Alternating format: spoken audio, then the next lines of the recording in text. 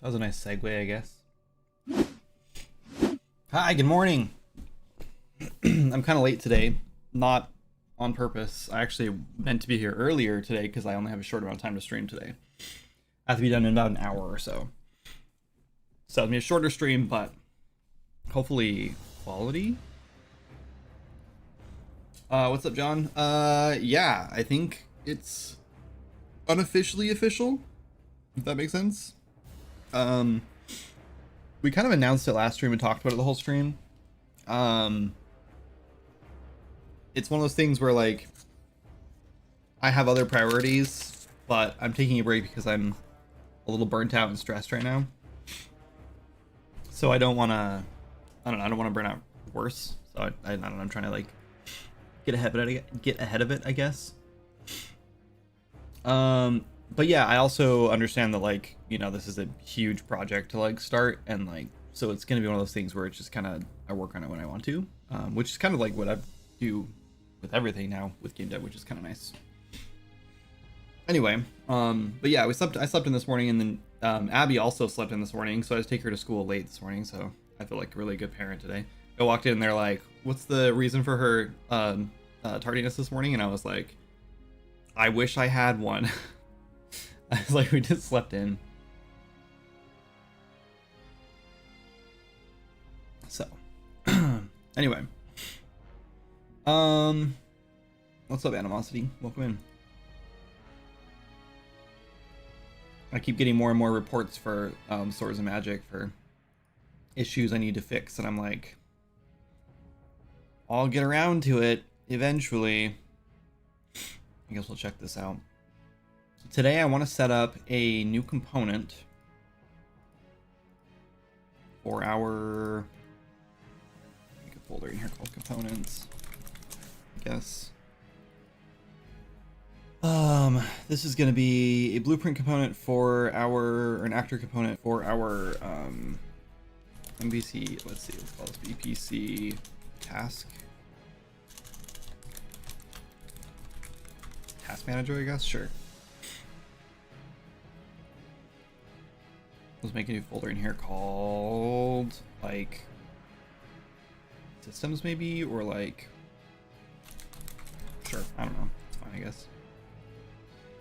And in here I want to make a new blueprint actor. We're going to call this BP underscore task node, I guess. We're just going to drop that right in here. And the plan here is we're going to use this as a place or like a point of interest that NPCs can go to and perform an action. MMO, am I understanding this right? Yes, you are. I think it's so funny, like, so many people come in and they're like, wait, we're making an MMO? Do you have the runway to make an MMO? What do you mean by runway? In, like, mental runway? Yes. Technical know-how runway? Yes, probably. Financial runway? Absolutely not. Time runway? Probably. I'm almost 40, but I think I can fit it in.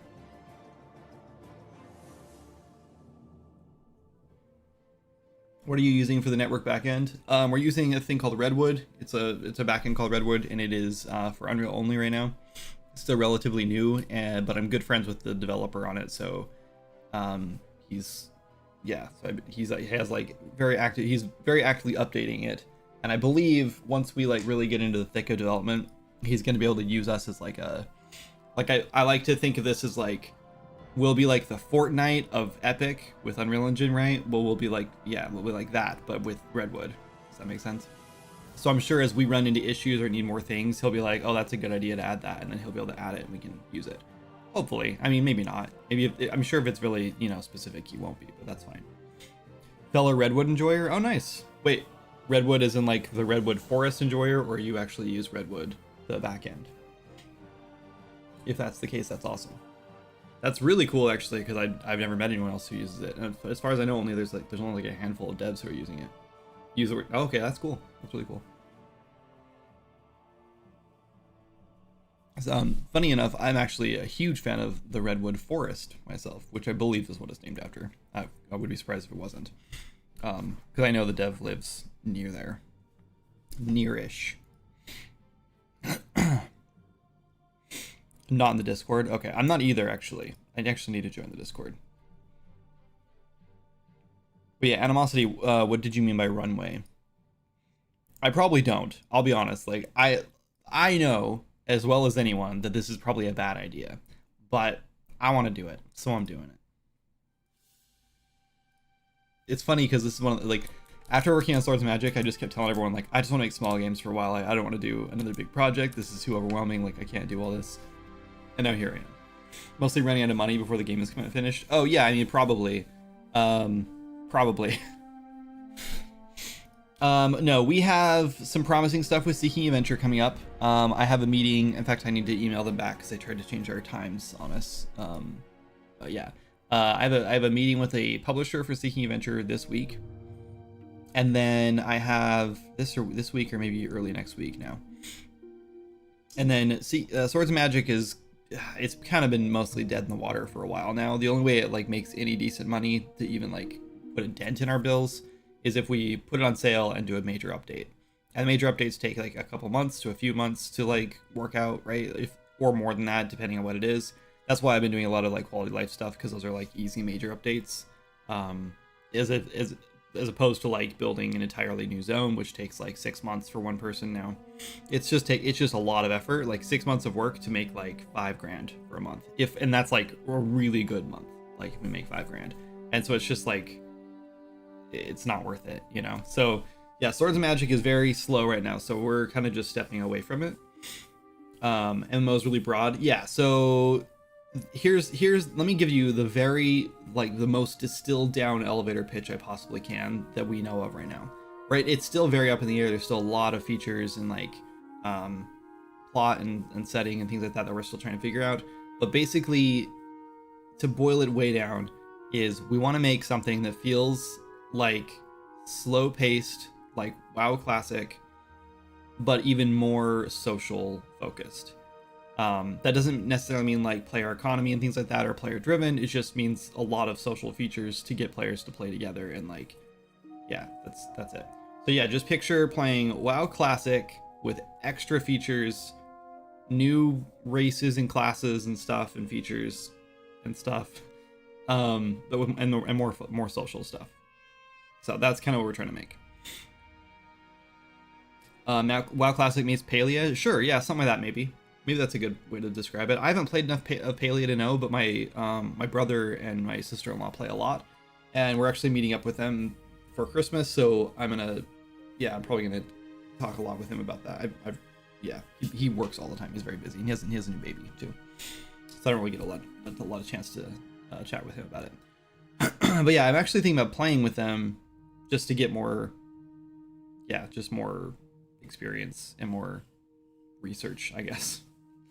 But yeah. Anyway, can you pick up Swords of Magic? Yeah, if you want to.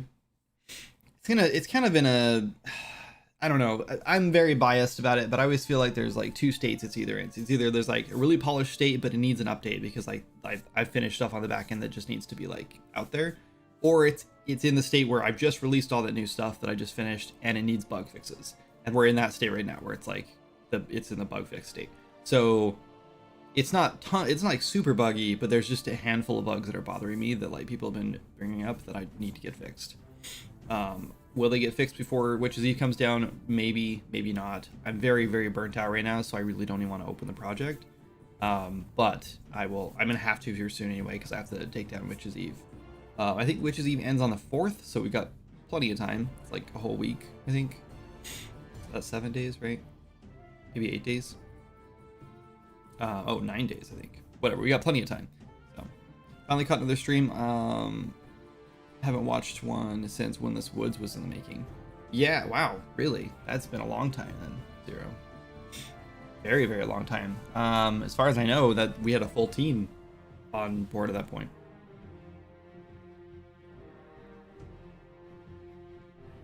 I've been in pretty much every indie MMO UE5 Discord for the last 5 years. I have not seen a single successful game launch, hence I'm a bit skeptical. Oh yeah, I don't blame you. I'm not guaranteeing this is gonna launch. I think the reason that we might launch though is just because we are keeping things very simple. Will we launch? Who knows? Is this just a pipe dream? Probably. Like, this is something I've wanted to do since like 2006. Like I've been playing WoW since around 2006, 2007, and not since then. I stopped a long time ago and then picked it back up again recently. And it's just like, that's the game to me that just feels like home. Like every time I launch it up again and play like in like classic or whatever, it just like that's the game where I'm like, oh yeah, this is the game that like made me really fall in love with like video games, and I really want to like you know, pay tribute to that in some way. And so I mean, which maybe isn't the best way, is like to make a game that like tries to steal from their audience, right? It's not, but like I think Blizzard has enough money. I'm not too worried about that. I really want to make something that feels that captures that same vibe that I had playing as a kid, and still even honestly still have now, which is weird. It's weird to think that happens, because a lot of games, like, you go back and play, like if I play like old like Link to the Past, which is one of my other favorite games of like my childhood, and I remember being like 10 years old and playing Link to the Past like all weekend long. I had to rent it because we didn't own it because it was too much money to buy games back then, so we'd like rent them for weekends. But I remember like renting it over and over again, like 3 or 4 weekends in a row. I never beat it, but I like loved it, and I would love like playing other people's saves because they would get further than me. So I just experienced further parts of the game through them. But yeah, I absolutely love that game. But if I play it again now, I don't get the same, like, it's not the same feeling. Like I remember like the feeling, and it's nice playing it, and it's like the music gives me vibes and stuff. But like playing it again is not the same feeling as I had as a child. And might just be because I played that younger than I did WoW. So like my experiences are more aligned with my teenage experience than they were with my 10-year-old experiences. I don't know, but I don't know. There's something about WoW that just like captures me. So I want to make something similar. And this, I'm at the point where my whole game dev career, I've kind of just been like, what can I make now? Because I can't make the thing I want to make, right? Like that's how it's always been. And I feel like with Swords and Magic, like I learned so much that I'm at the point where it's like, I don't have to make the thing, I don't have to make another stepping stone. You know what I mean? Like, I feel like I'm at a point where like I can make the thing I actually want to make. And so why not do it? And right now there's more tools than ever to make MMOs. There's more tools than ever to make like high quality, like polished games. Like, I feel like I have the experience to pull this off for the most part. And I already have a team of people who know more than me, who like I know have the experience to pull this off. Like Moz, I know, can handle a lot of the back end like code stuff to keep things like nice and clean and organized, and hopefully performant.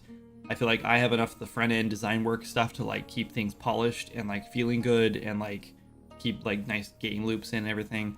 And then Golfer has a lot of the back end server stuff to keep things running, hopefully, you know, good, hopefully well. I mean, yeah, and then we can do all that stuff that I wouldn't even know how to start doing. So anyway, I don't know. I feel like we have the team to do it, and I have the know-how at this point for what I need to handle, and I want to try it. So if it doesn't work, it doesn't work. Who cares? We prototyped out a RTS game like a year and a half ago, maybe 2 years ago now. I don't know, called Dwarven Hold, and we got like, I don't know, we played with it for like a month, and then I was like, you know what? This is just not fun. This isn't what I wanted it to be. And without adding a bunch of content and like features and stuff to it, I don't think it's ever going to be that. So we just tossed in the towel. Who cares? Like sometimes you start something and it works out, sometimes it doesn't, and that's fine. But I'm excited about this, and I've also found that like if I'm excited about a project, then it's better to pursue it than is to ignore it, right? Not always, but yeah, I'm excited about it, so we're gonna pursue it and see what happens.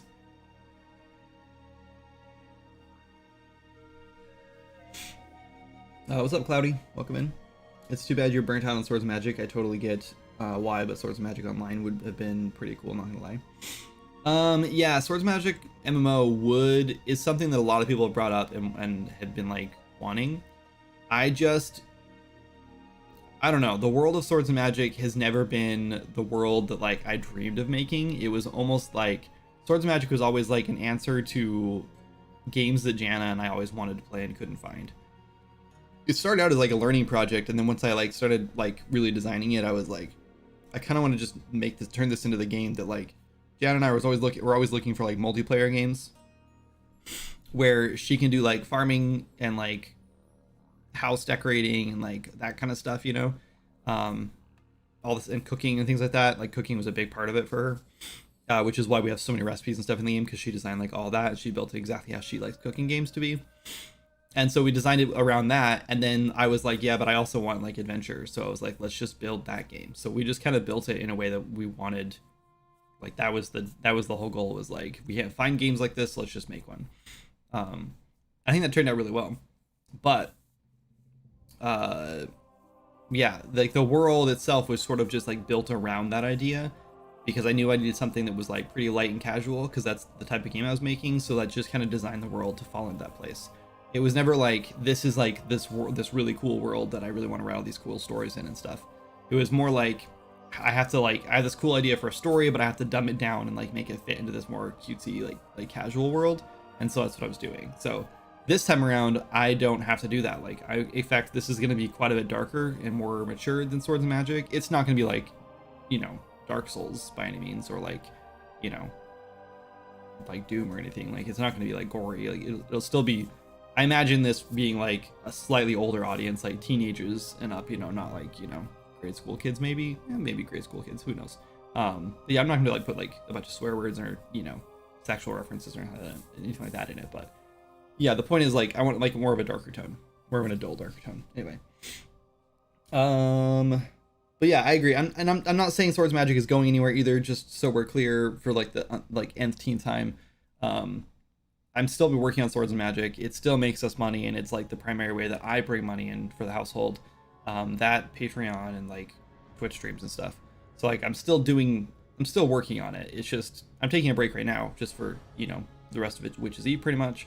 And then I'll be going back to like fix some bugs and launch the Witches E teardown, and then we're gonna get skill trees out. So I'm still gonna be working on it. It just I've been slowed down on it for a long time because it doesn't make enough money to justify working on it full time. So anyway, how's it going? Is this game out already? No, there's a game out called Swords and Magic and stuff. You can check it out on Steam. That's what I'm talking about. It's been out for 6 years now. I've been working on it for 8. And yeah, that's the game I'm talking about. There's hundreds of hours of content in it. It's out in early access on Steam, and I'm hoping to wrap it up in the next year, but we'll see what happens. Yeah, because why not? You get a chance, and if you can't make what you want to make, then what's the point? Yep, totally agreed. Animosity, how are you gonna do server to server transitions? That's all Redwood backend stuff and questions for Golfer. But yeah, I don't think we're doing any server to server transitions. We're using sharding through Redwood. Redwood handles all of that. We can use instances and sharding. It's all built in. And we have an ad break.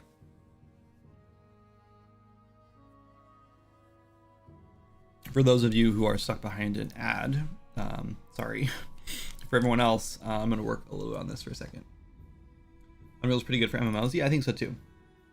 And the thing is, like, we're keeping this very, very light. It's going to be very simple and very light. A very, very heavy focus on old school classic MMOs. So I'm not too concerned about like performance and stuff yet. We just want to keep things simple. So like we're not going to be using a ton of like super fancy features. We're not going to be using like Lumen and stuff like that. Like there's no point in doing all that. I don't know if we'll be using Nanite yet. We might. I guess we may as well, probably. But we'll see what happens. I don't even know what we're doing for art yet, because like this is all kind of placeholder. I like it a lot, and I kind of want to like stay into the style, this kind of like lower poly stylized look. I really like it, and I think it feels like almost like a I don't know. I think it almost kind of gives like a WoW vibe in a little bit. So I like it, but yeah, I don't know if we're gonna like be changing it. I think I'll probably be rebuilding the characters because they just don't work super well for how I want to do it. Like we do have this like cool modular setup where you can change the feet and hands out, and the shoulders and everything like that are all separate, but the torso is all one thing. And this is gonna be kind of a pain for like on the hands, whatever, for like changing skin color. And like the head has the helmet built in, which I don't like, so we'll probably be changing the head around so it doesn't have a helmet built in, and I can just snap helmets on as static meshes. But yeah, other than that, like, I don't know. I'll probably be changing some things around. We'll see. Ibrick's finishing, but an MMO is very exciting. Yeah, I think so too. And I mean, I don't blame anyone for being skeptical. I am too. Trust me. Like almost every day I come to Jana and I'm like, is this a bad idea? Am I like just totally shooting myself in the foot here? Like, am I aiming at my foot here and ready to pull the trigger? And I honestly think I am. Like I know when I think about like the bulk of making an MMO is going to be like, and I think the reason people always say like don't make an MMO is just because it's so much, right? You have to build a huge like world, which is like, you know, 50% of the work, I swear. You have to build tons of content, you have to build tons of enemies, you have to build tons of like quests and like abilities, and then you have to hold the whole back end, which is like probably, you know, 20% of the work. And then you have like, it's just so much stuff, and you have to design all of this for multiple players at all times. And the scariest part for me, and this is the reason I would never make a game like a MOBA or like a what's it called, oh god, like a battle arena game or whatever, you know what I'm trying to say, like the like Fortnite, whatever. Can I think about what that's called? Whatever. Anyway, my brain. I would never make a game like that because it relies entirely on a huge audience. And this is kind of scary to me too, because a lot of the social things we're talking about would be like rely on hundreds of players to like be in the game. And it's sort of like, are we going to be realistically be able to have 100 players in the game? You know, like, is that ever actually going to happen? So we need to just keep that in mind and like design for like, you know, a smaller number of players just in case, which is fine. But yeah. Let's go, another day, another stream. Yeah, what's up, Bane? Anyway, yeah, Animosity, I totally get where you're coming from, and you're in the right to be skeptical. And again, like I said, I am also very skeptical of it, and I don't know how far this is going to go. But right now, we're just kind of having fun with it. Like I said, we're kind of just prototyping. I'm mostly prototyping in Blueprint, and then I'm going to, and then anything that like works and we like the feel of it or whatever, then Moz is going to like go stick it in C++, and then we'll build from there. So at the very least, we're learning stuff, you know? That's fine.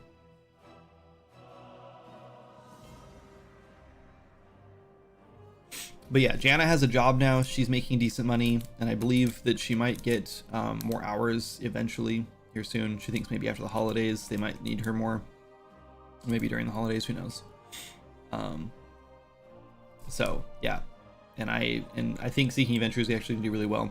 Pretty sure if we actually get in with this publisher, we'll be launching on consoles as well, which is gonna make probably 3 times the amount of money we were expecting, and then even more than that because we'll be working with a publisher who has published some pretty big games. So hopefully, if things go well, that'll make us some decent money and hopefully pay for our bills while we work on this. I also think that if this actually goes somewhere, we will probably be kickstarting it. I just think Kickstarter is a really great way when you're building something community focused to, like, you know, also get funding for it. The only thing that scares me is we haven't fulfilled all of our Kickstarter requests or promises from Swords of Magic yet.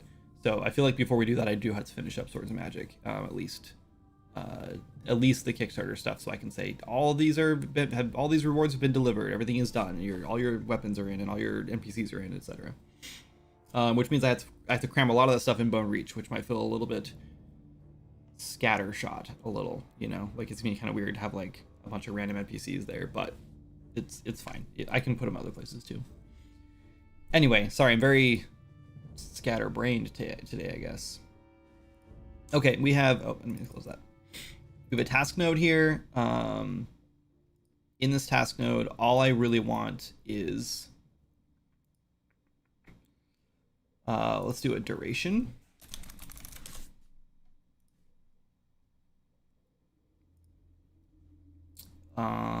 We need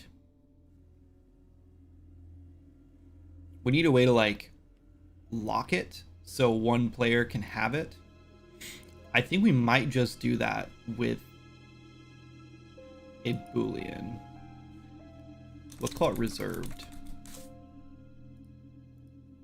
I was thinking it'd be cool, like, just to store the NPC that's using it, so we kind of like know who's using it. But I don't know if that's necessary. I think we can just like reserve it, and then when the duration is up, we turn that off. So let's just, like, I wasn't going to build this with replication in mind because it's going to be rebuilt anyway. Did my music stop? No, it's just really quiet for me.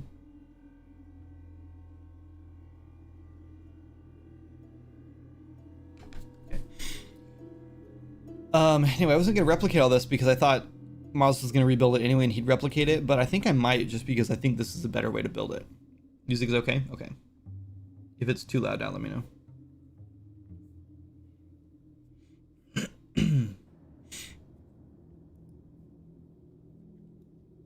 Wait, no, let's do a rep notify. If we do a rep notify, then when this gets reserved, we can just trigger it.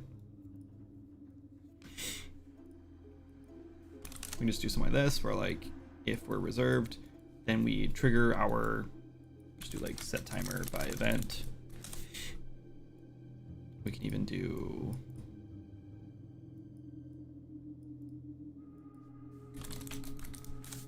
like it has authority here, and then the server can just handle whatever. Should we do an event or a function for this?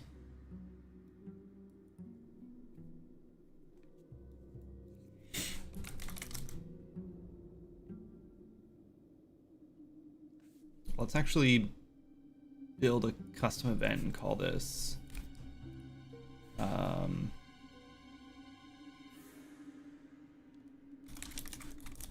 on reserved, and then instead I'm gonna move this there. Just call on reserved here to compile first.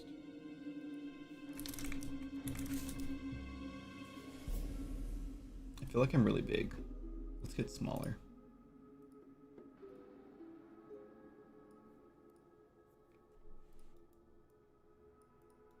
Cool. Also, I trimmed up the beard a little bit this morning. I know you guys were concerned about that. I didn't shave at all. I like just cleaned up the edges and stuff because it was really bothering me. It's like getting in my mouth and stuff. Okay. And then if we're not reserved, then we do nothing, I think. I think we're good to go. It's just been set. And then reserved, on reserved, what we want to do is like play. I guess it doesn't matter. I guess the component's gonna handle like triggering whatever we need from this. Let's do an animation here.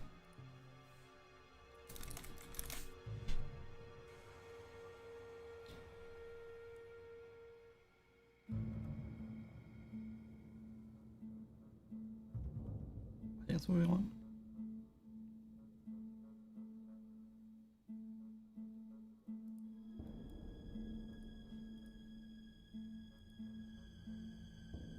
Yeah, hopefully this works. I'm a little concerned because I don't know. I'm probably gonna have to make sure that all of our like humanoids can do the same animations. Which might be a pain to do. But we'll figure it out.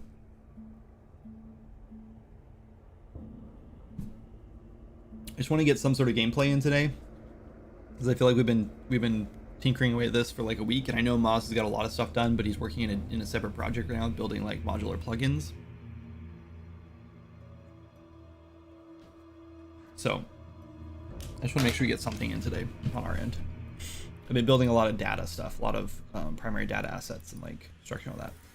And yeah. Okay, so we have an animation that will play, a duration. I honestly think that's almost all we need. Maybe we have...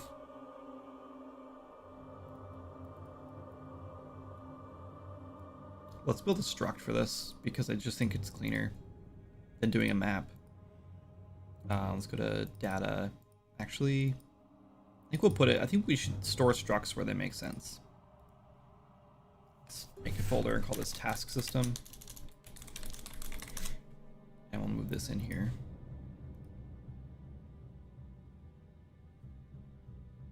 We had in Swords of Magic, we just had like one folder for all structs, and it just got really unwieldy. I'd rather structs just live where they make the most sense. Designing brainstorming is work. I agree. MMO boys. What's up, Ryan? I'm glad we have some positive people in here. Animosity over here, you know, spitting facts and bringing us back down to earth.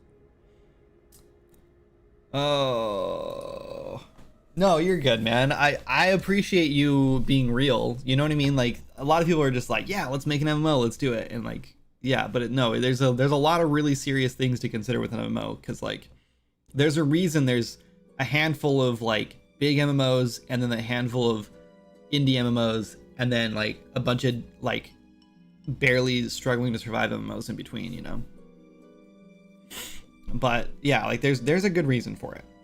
I just sort of feel like this is my real like reason why I think this is a fine idea, because whenever I think about all the stuff that goes into an MMO, 90% of it, other than like back end stuff, we already did in Swords of Magic. You know, who needs Earth when you have a fantasy world to explore, though? True. But you know what I mean? Like Swords of Magic literally has like almost everything an MMO would have. Like it's got replicated multiplayer, it's got a huge open world, not a huge open world, but like the thing is, with Swords of Magic, we intentionally built an open world that was small enough and super densely packed with content. So like everywhere you go, there's like always something to do. Like there's never like an area where it's just like, this is just empty, there's nothing here. I mean, maybe Farmlands has a little bit of that, but still, that was kind of intentional. But there's always like something crazy like right around the corner. So I feel like with Swords of Magic, we kind of already like built everything there was to like design or like build and like figure out for an MMO. And this game is going to be much simpler than Swords of Magic, you know, like the inventory system is going to be simpler, the combat system is going to be simpler, the abilities are going to be simpler. No, maybe not. We're going to have actual abilities that would be a little more complex, but still, like the only thing that's more complicated is that we're going to have an always on like server, right? Which is a lot more to consider, but it's still a thing. So that's why I'm not discouraging you from pursuing it. Got the experience to do it if you believe you can. Yeah, I think so too. I just think we've already done it, you know?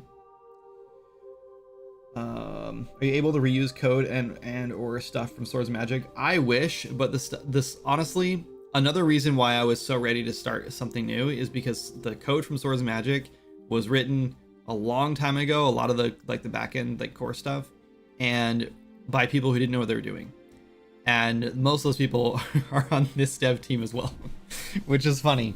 But like, yeah, Maz and I started Swords of Magic mostly. I mean, I started a solo, and then Maz and I moved it into multiplayer and basically restarted the whole game from scratch with better designs, and really like turned it into the game it is now. But like, neither of us really knew what we were doing back then, so a lot of the stuff is like a big mess.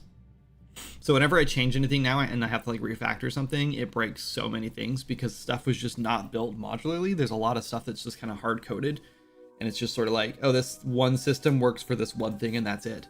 And so if I try to like, well, what if it also could do this thing? Like for example, here's a good example. The augment stones, right? So you right click an augment stone in your inventory, it pops up a little window, lets you choose a weapon to augment, and then you put it in there. Well, I was like, this is a great system, and I want to reuse it for our prismatic shards, right? Or whatever they're called, prismatic stones. So you can right click a prismatic stone, it opens up the same window and lets you pick a weapon, and then you can like augment that stone or whatever, or enhance that weapon to like change its stats, right? And then I was like, we can do the same thing with the binding runes. Well, every single time I had to do that, I had to basically rebuild the entire system because it was not built in a modular way at all.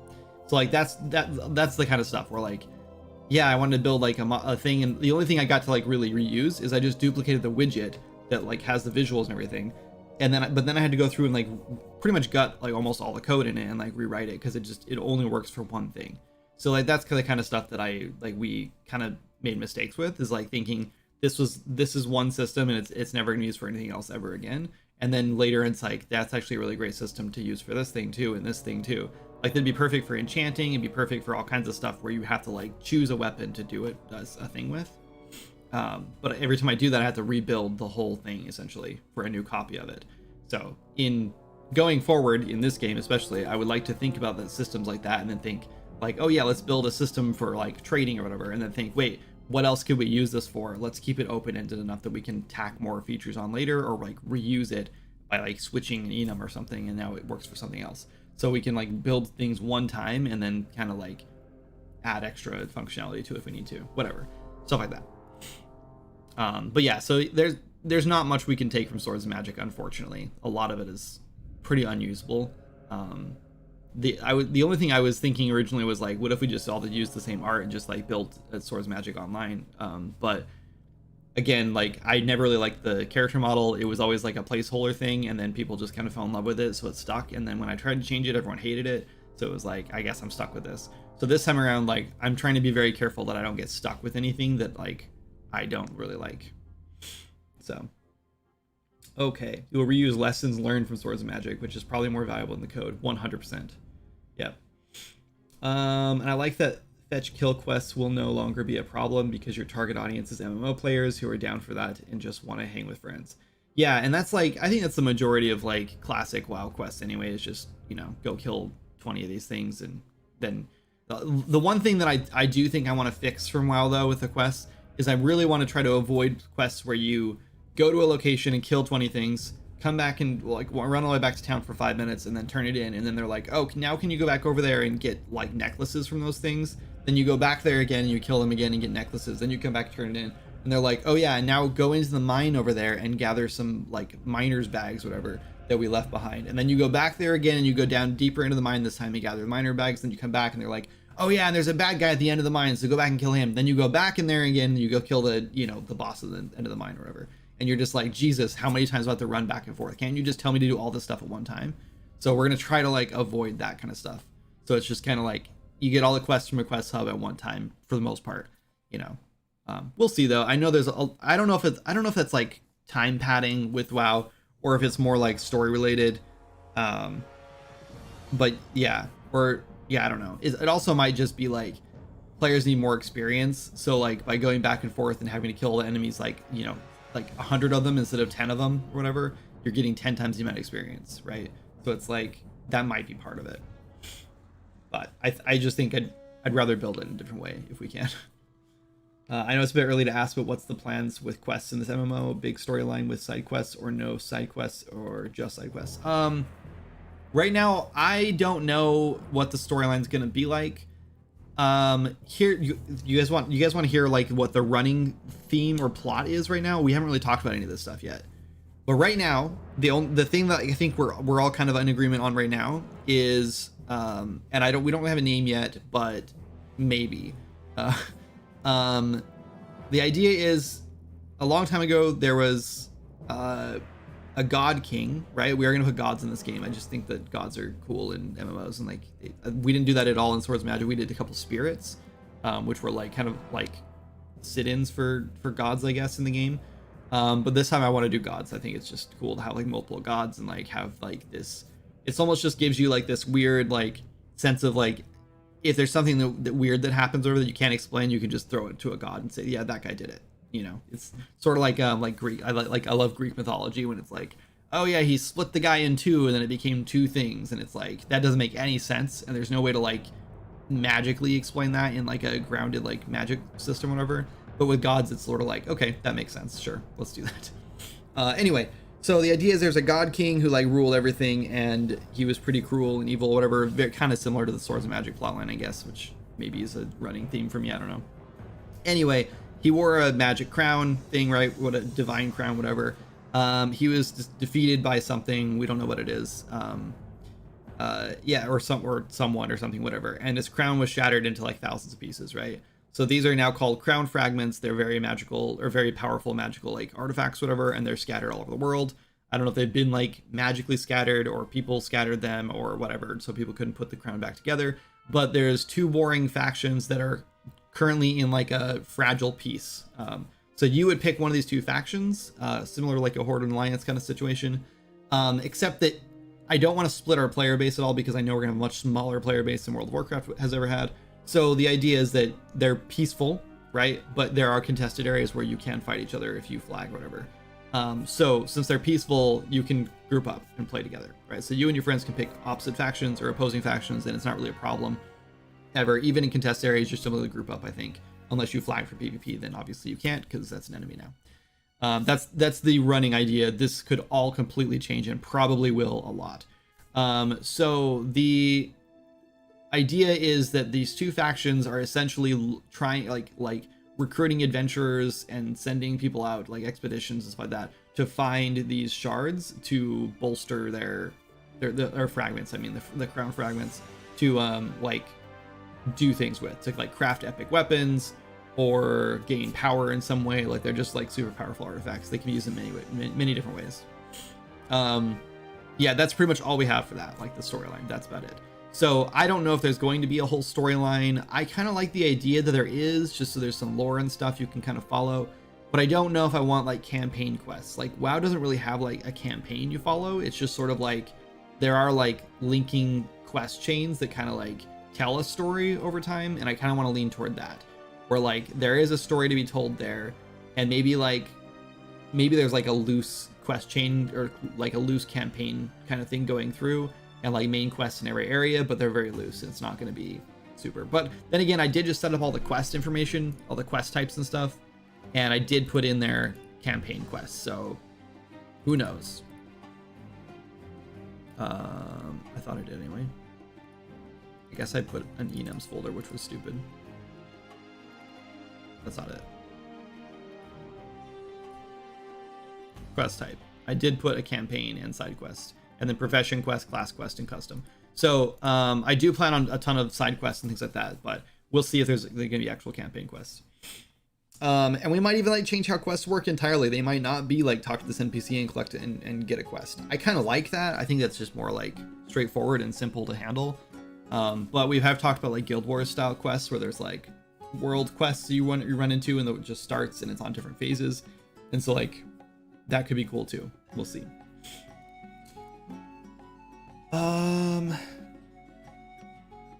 I'll say it again, if you reuse areas and revisit them multiple times during leveling play, it lets you invest more time into polish / content.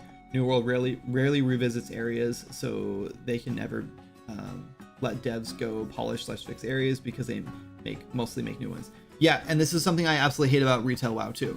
One of the things that drives me absolutely mostly nuts about retail WoW is you go through their new tutorial, the Exile's Reach thing, you spawn in Stormwind, and then they do everything they can to like push you into Stormwind and to go to the Dragon Isles, right?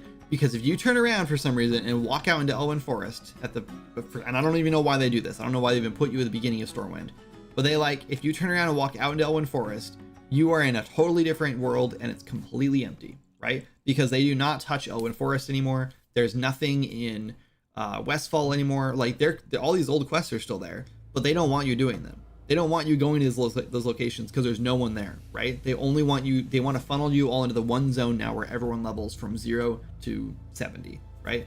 And I think that's like the dumbest thing ever. Like they have this massive open world that's completely dead and empty. Like Stormwind has no one in it now because the game is so top heavy now that there's like nothing going on from 0 to 70 except unless you're in Dragon Isles, and even then it's like very scarce. Like you never see anybody. And then you get to the end and it's like, here's the huge player base, right? This is where everyone's at. It's super top heavy and they're all in one location. Hi, what time do you need me off? 12:30? It's changed now?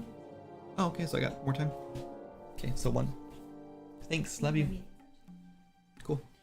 I have more time now. I thought I was getting off in like 10 minutes, but we have more time. Anyway, I hate that. So yeah, the plan is I don't ever want to make a zone in this game like feel dead. I don't want to feel like empty or like useless. Is the plan.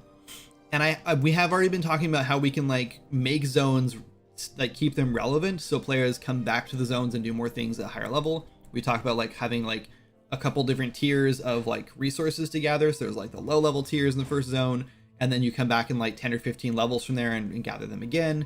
And then there's maybe more challenges for you there. I don't know. We'll see. We've also talked about like world events where like giant like bosses can spawn or whatever, or like hordes of enemies can spawn and you have to like come back and defend those areas. That has to scale, I guess. I don't know how we're gonna do that.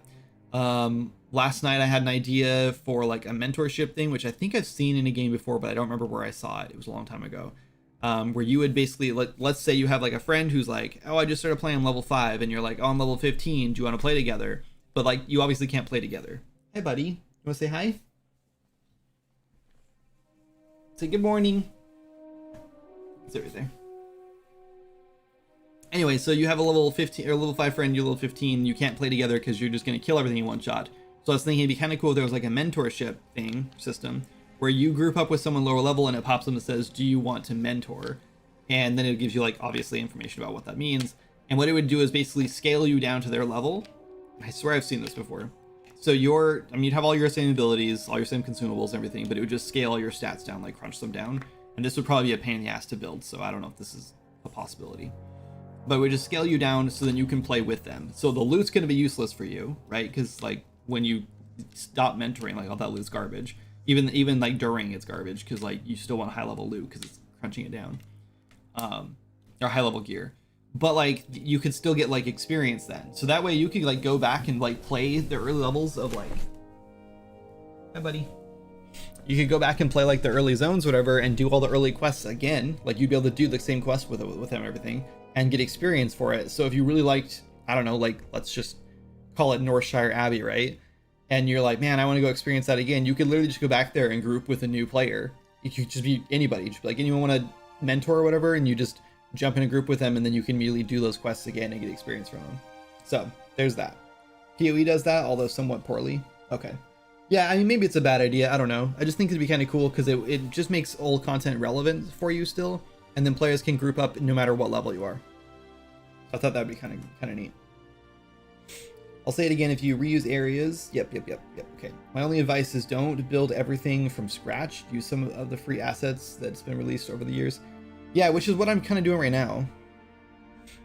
Or pick some stuff up on sale. There are products people have spent years polishing, recreating the wheel to get the same quality. Just isn't worth the time compared to the cost. Yeah, I agree. The world we're in right now is an asset that I've had for free for a long time from Epic. Or from the marketplace, and as far as I know, we're going to use it. Like, I don't see why not. And then I'll just build additional content to match it, right? Which seems like it's going to be pretty easy to do. So, and I'll probably be doing a lot of like recolors and stuff. Like, there's no reason to remake a stone texture, right? If I like this one, so if we need more like a darker stone or whatever, I can just go find the whatever material we're using for these, and then find the texture, and then just go recolor it or whatever, and that's fine. And then same with like, yeah, there's a ton of like, this is a whole world with a whole bunch of different biomes, so we already have like a really good chunk of like stuff to start with. And this like biome over here is really cool. It's got these, sorry, frozen for a second, these cool like looking rocks that have like this like hexagonal kind of shape going on, and then there's these like bamboo trees which are really cool. So like we already have like a pretty cool like starting area, and then we can build off of this. It's got a whole desert biome, which is cool, with some cool like sand storm kind of looking dust in the air. So yeah, like we can just start from this, may as well, right? My only unsolicited advice. No, you're good. So the king slipped on a banana peel, broke neck, shattered crown. Pretty much, yep. Why I'm asking about the quest is that I found it really immersion breaking that every single player was the chosen one. Oh yeah. We talked about this last stream too. I think we're on the same page there. I absolutely hate that. That's the biggest reason why I don't play Star Wars: The Old Republic. I really love the idea of it, and I love Star Wars, but I hate that as soon as you start, you're immediately like the apprentice to the Dark Lord, and like, oh yeah, and so is all the other 5,000 new players that just started this game. Like, I hated that when it started, and I've only played for like the first month, and I was like, this is just so stupid. Like, I'm not playing Star Wars, an MMO, to be the chosen one. Like, I don't want to be Luke Skywalker in an MMO. Like, I want to play with all the other players. I don't want to play a single player game with other players running around playing their single player games. That's just stupid. So yeah, the idea is there might be a campaign, but at all times you will always be a side character. You'll always be an extra, like, because yeah, you're never gonna be the hero. You can be a hero, that's fine. Like, I know all players want to be a hero, and they want like the class fantasy or whatever of like being the paladin or whatever that saves the day or whatever, and that's fine. But you're never gonna be the main character. Like that, I don't do that in games. I don't like that in games. So, oh, an ad break, of course. If you missed it, who said that? Zero. If you missed it because of the ad. Yeah, the players will not be heroes, not be the hero. Sorry, they will not be the main character. I hate the chosen one trope too. Once, hold on. I assume you're going to have a 30 to 100 player cap per server instance. Are you taking that into account in your world design? Right now, I'm not doing any world design. I didn't build into this. This is all the placeholder stuff. We have nothing like that designed yet. I don't know what our cap's going to be. We need to do a stress test. I think this is going to be very much a feel it out and see kind of situation. I don't really want to design for things like that because I don't know what it's going to be like yet. We're going to just kind of see how much this takes off and see what our player base is looking like as we're building it. And then we'll probably just kind of assume there's going to be hopefully 10 times that amount of players when we launch. You know what I mean? Like we'll just do some of that. I want to build things in sort of like the WoW way where things are just much bigger than they need to be just to account for a lot of players, just in case. I know like starter zones again. I think we're gonna try to do multiple starter zones just to like try to spread out any like new player like rushes. But yeah, like we'll have to think about things like that too. Like Garrick's Head is a perfect example in Northshire for World of Warcraft. You start in that zone, and then there's just like when a new like when a fresh server goes live or whatever, and there's a whole bunch of new players on it, then like everyone is like in a line waiting to kill Garrick to get his head. It's just like a huge line of like players just waiting. So like we'll take that kind of stuff into account. You know, like I think we've all played enough MMOs to know like where those sorts of pitfalls are going to be, hopefully. But like I don't know how we're going to handle, like I don't know how many, like what our server cap's going to be like. It uses a sharding thing, and you can put on there and say how many players can be in a shard in each zone or whatever before it kicks you to a new shard, or like instance or whatever you want to call it. So we can tweak all that, right? And like if it's too much, then we can dial it back. Like it's super easy to do. This is not something that we had to like hard code and then like, well, now we have to remake the whole game because we didn't put enough players or whatever. Like we can always adjust that. And I plan on doing like a pre-alpha test, an alpha test, a beta test long before we go live. So we will have plenty of chances to like get those numbers right and see what feels good. So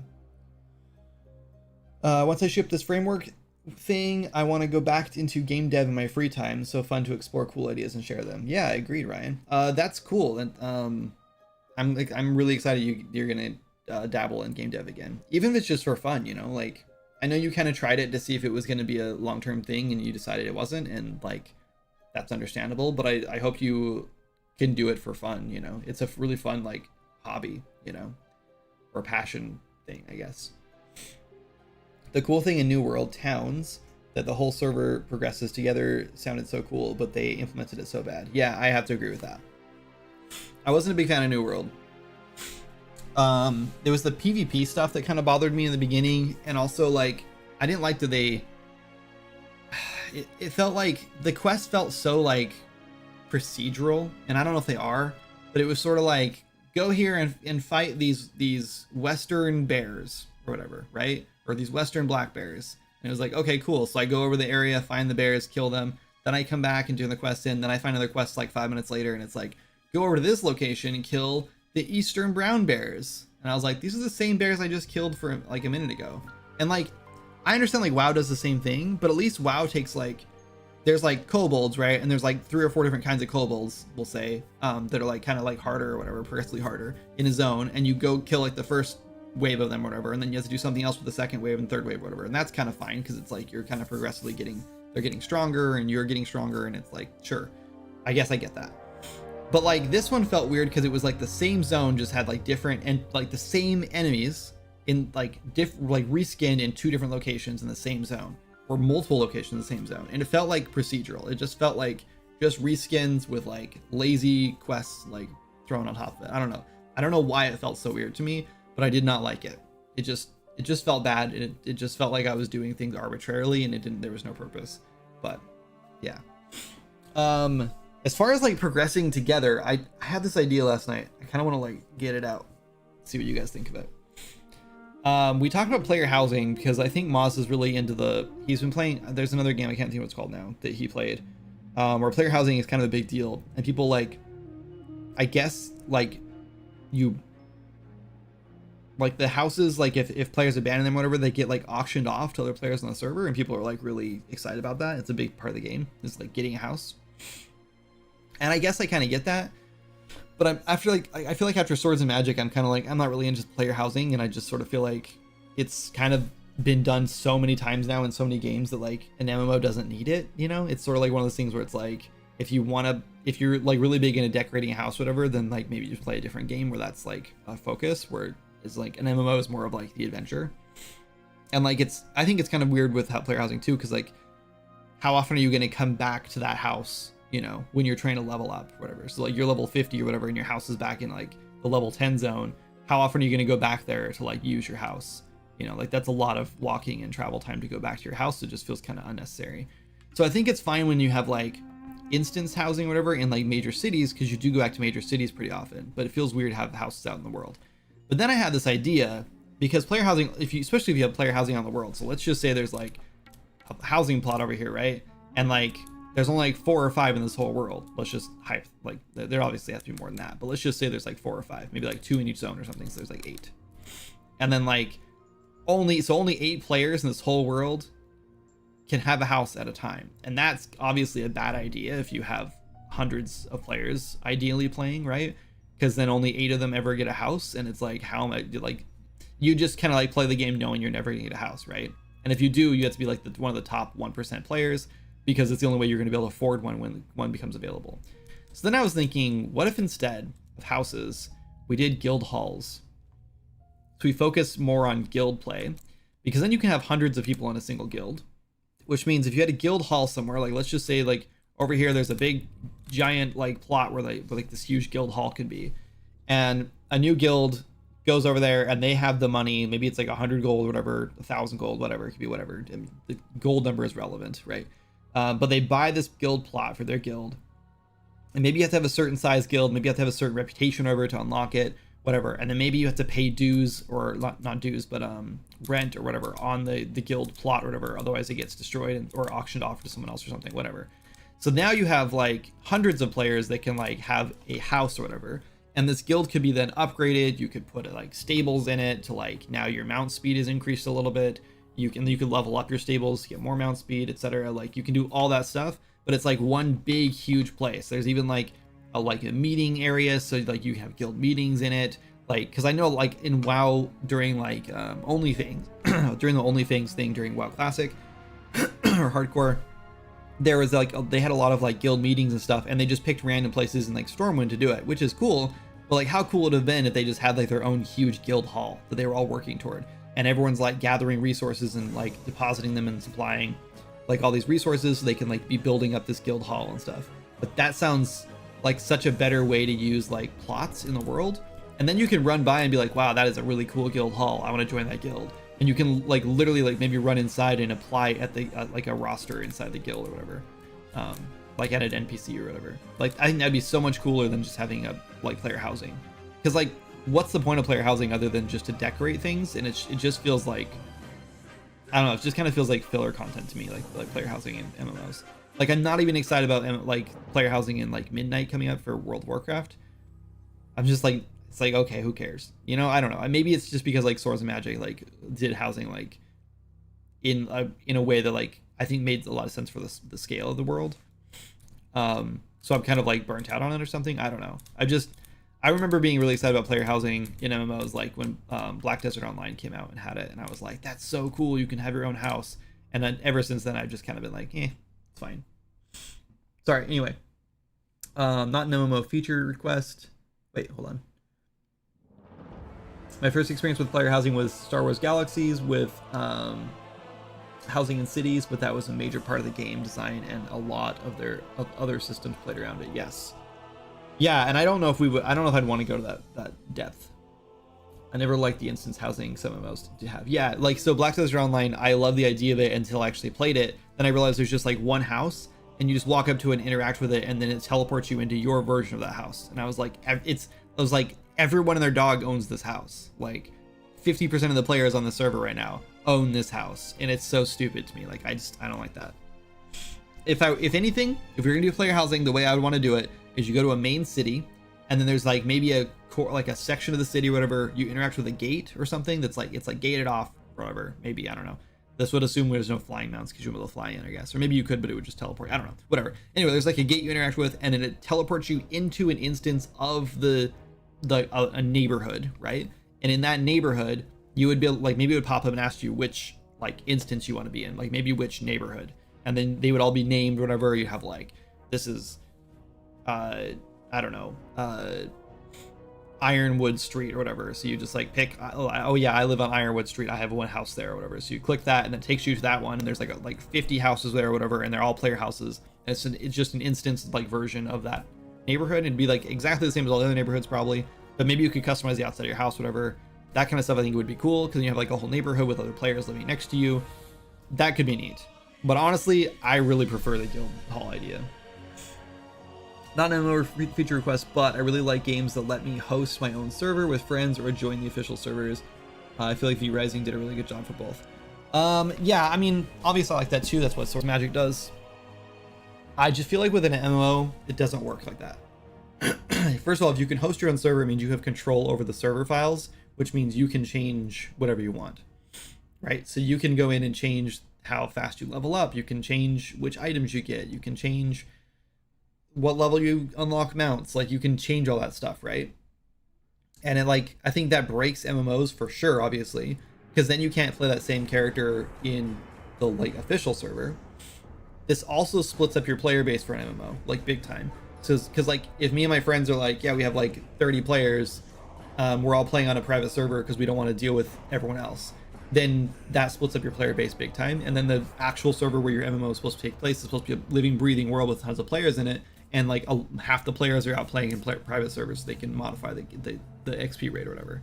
Like that's annoying, and you can't do that. You also couldn't jump characters between them, because you could have a character that's been like boosted up with 10 times experience, whatever, or just spawned in items, whatever, and then you can't obviously go into the other world because it breaks the economy, it breaks everything, right?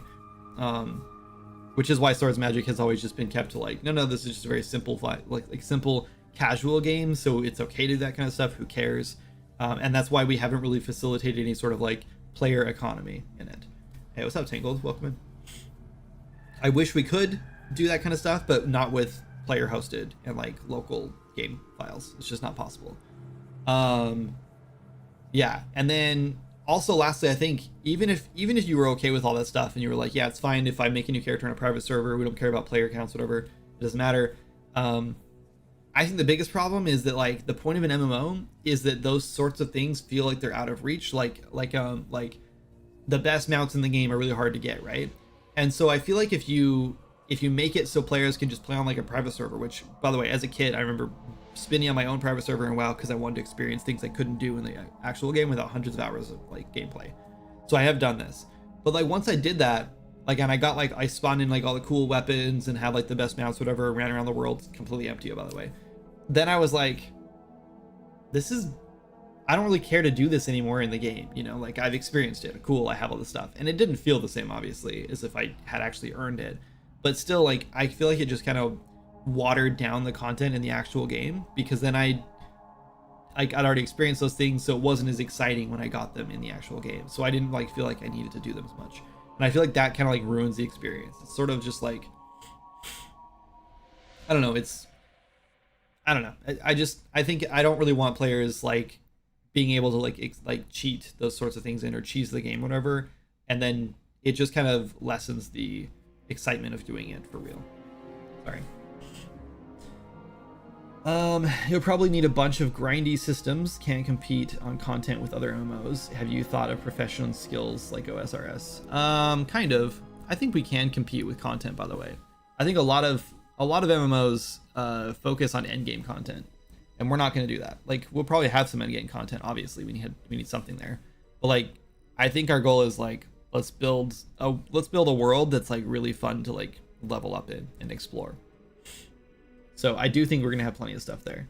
I don't think we're going to compete with the big three, right? Like there's no way. The only way I think we can compete with WoW is if like, so WoW Classic is stale, right? It's the exact same game everyone's been playing since 2004, and like I don't want to say people are bored of it, because there's still hundreds of people, thousands of people playing it like every day, and I've been playing it, right? So I'm not bored of it. But I do think that there's a lot of talk about like Classic Plus, which is like how old school RuneScape works, how they're adding new content, but it's all voted by the community and things like that.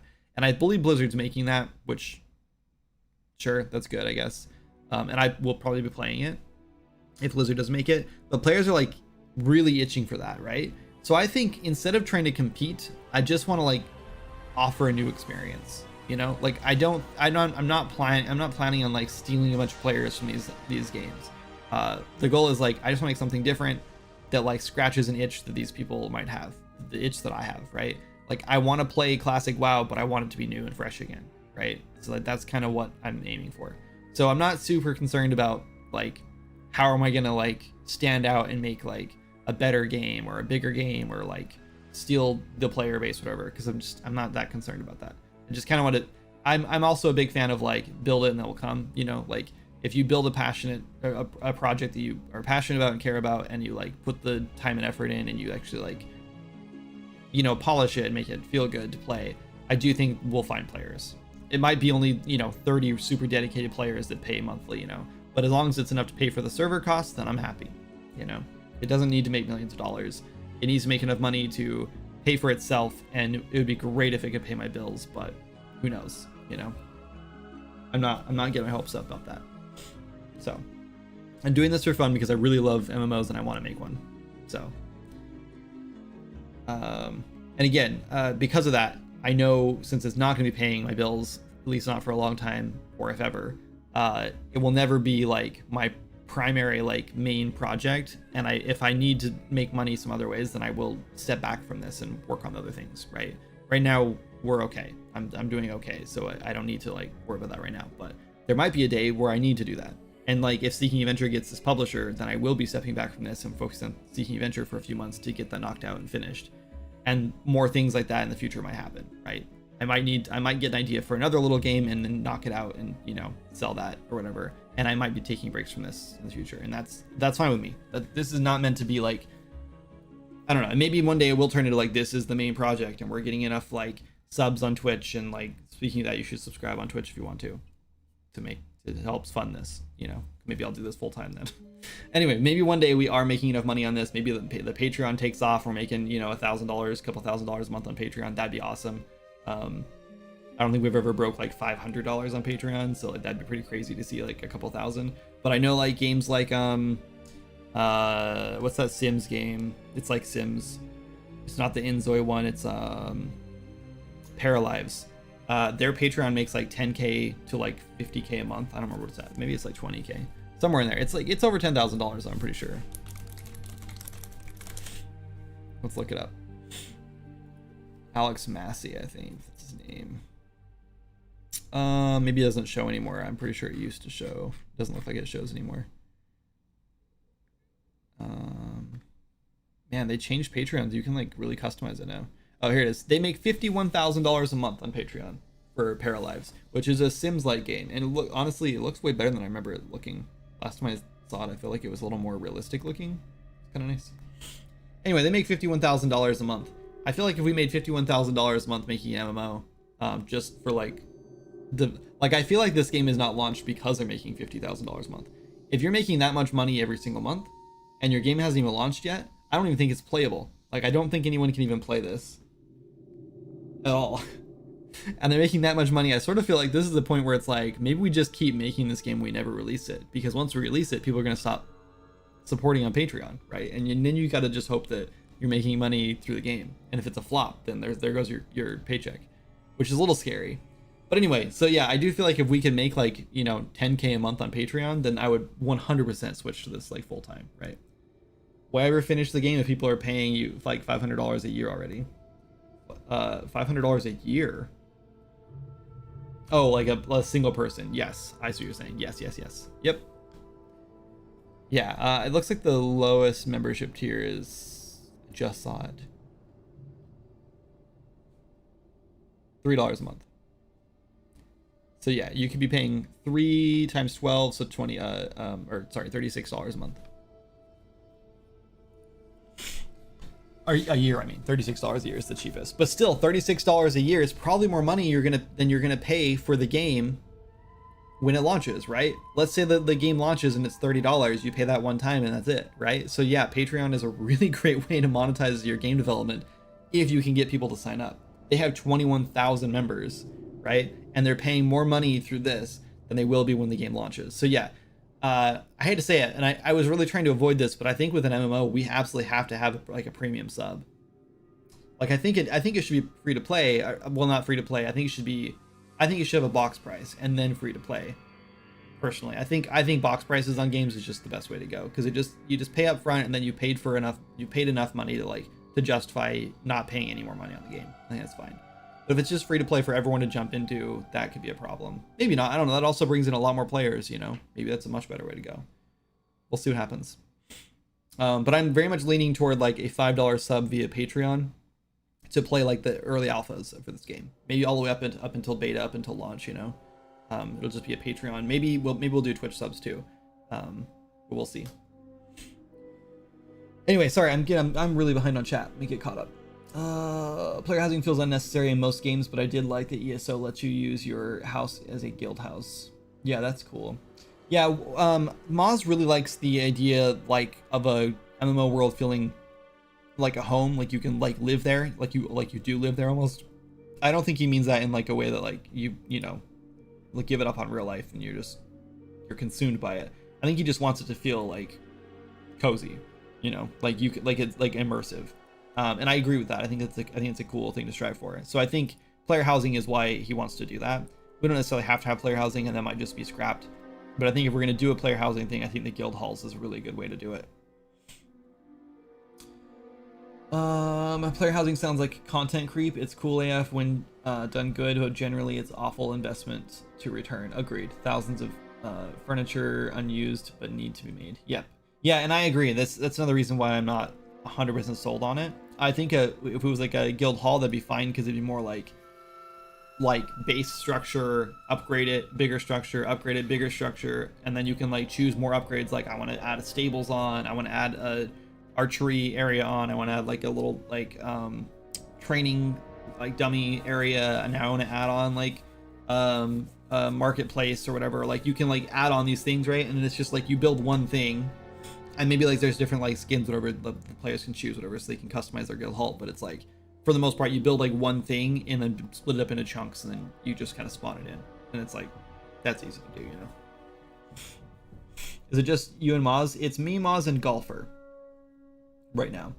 I'm very tempted to bring another person on, but I don't know yet. We haven't done any contracts or figured out anything like that at all yet, so I don't even know how we're doing that, and I don't want to like go too deep into that. I don't want to like bring any more people on until we like know what we're doing with that. I think worked on a private MU server for SWG. A game can feel quite good with just a few hundred players. I agree. Yeah, I totally agree. I've played a handful of like little indie MMOs before, and like just as long as you can like see other players running around, I think it feels good. And I think as long as you're building your games so early levels or early zones are still relevant for a while, or like again for higher levels, whatever, and you're seeing players like intermingle and like come in and out of like zones and stuff, then it feels good. I think the only problem with when an MMO feels bad is if it's completely dead, right? If you're the only player online, then it doesn't feel like an MMO anymore. It just feels like a dead game. And the scariest part about like dead games is that once one player starts feeling like, this game's kind of dead, you know, there's not as many players as there used to be or whatever, and they start posting, oh, this game's dead or whatever, or it's dying or whatever, then other people read that and they're like, oh yeah, it is kind of dying, like I agree. And then other people read it and they're like, oh, the game's dead, I'm not gonna play it, never mind, I was gonna play this, but I don't want to play a game that's dead. So then they don't play it, right? And then that just becomes like a self-fulfilling prophecy at that point, and it's just a vicious cycle where like so that player doesn't play, and then their friend's like, oh, aren't you gonna play that game, or do you want to play this with me, or whatever? They're like, oh no, I'm not playing, it's dead. And they're like, oh okay, I didn't know it was dead, I won't play it either, right? And like if all these people just played it like regardless of whether or not they thought it was dead, then it wouldn't be dead, right? But because people start talking about it being dead, it's dead. Also, it's nice to be able to ride a horse across a field without worrying about getting 360 no-scoped by a level 100 barbarian. Oh, sorry. The difference between you and me is you went private to cheat the game, whereas I go private to not see 1,000 people stacked on top of one another in the town market. Yeah, but I love that. How do you not love that, Ryan? Don't you love running into Stormwind and you see like hundreds of players running around showing off their cool gear and like trading and like trade chats going crazy and people are like looking for a group for, uh whatever, Ragefire, that's not Stormwind. I don't know what I'm trying to say. I'm just throwing names out. Looking for group for this, looking for, this item, want to sell this thing. Like I love that. It makes it feel like a world. I don't know. That would be weird. What does Golfer do? Back end stuff. He does network code. Why ever finish the game? Yep, free to play with monetization seems to be the norm for MMOs. Yeah, I kind of just feel like free to play is a little scary for me because if you don't have a really solid premium or like microtransactions or something, then it's like you're rolling the dice, Like, for example, here's what scares me. Let's say our servers cost $200 a month to upkeep, right? That's like during beta or whatever, during alpha and beta. So it's like, sure, this is reasonable. We're making that much on Patreon. That's covering our server costs, great. And then we decide to launch. So launch day, like, sure, let's say we have monetization. You have a premium sub that gets you, I don't know, some bonus stuff or whatever, or a cool mount, or I don't know what the premium would be, and that's what I really don't love about it. But let's just assume that it gives you some cool stuff. And let's say like 1% of our player base signs up for that, right? But we get like 20,000 players joining the game, and suddenly we have to pay now like 5K, 10K for the server for that month, and we're like, oh shit. But most of the players are not paying for the premium subscription, so now suddenly we can't afford the server costs, right? Because not enough people are doing the premium thing, which means now we're frantic, we're panicked, we're frantically trying to figure out how to get these players to pay money to pay for those server costs, which is why I think the box price makes a lot of sense. Because if you have a box price, at least you're getting money up front to cover their playtime, right? The scary thing is obviously it only covers their playtime for that month, right? But it does cover their playtime for that month and maybe a few more months depending on the box price. So it's sort of like, at least you're getting some money up front so you can cover the cost of their playtime for that month, and then you have time to like figure out monetization for longer playtimes, whatever. So I feel like it's just sort of like a guaranteed like chunk of money, and like honestly most games make all of their money off of box price, right? Like Swords of Magic has made 100% of their money off of box price, other than like Patreon, right? And Twitch and stuff like that, but that's all like extra stuff that a lot of dev teams don't do. So like I don't even know if I count that. That's mostly like me being the developer, right? I'm making additional money. The game's not doing it. I'm doing it by being a developer, and like people are paying me to like see extra content and stuff like that. But anyway, so yeah, I don't know. It scares me to go free to play because server costs get astronomical, right? Like I don't think we couldn't afford it. That's scary.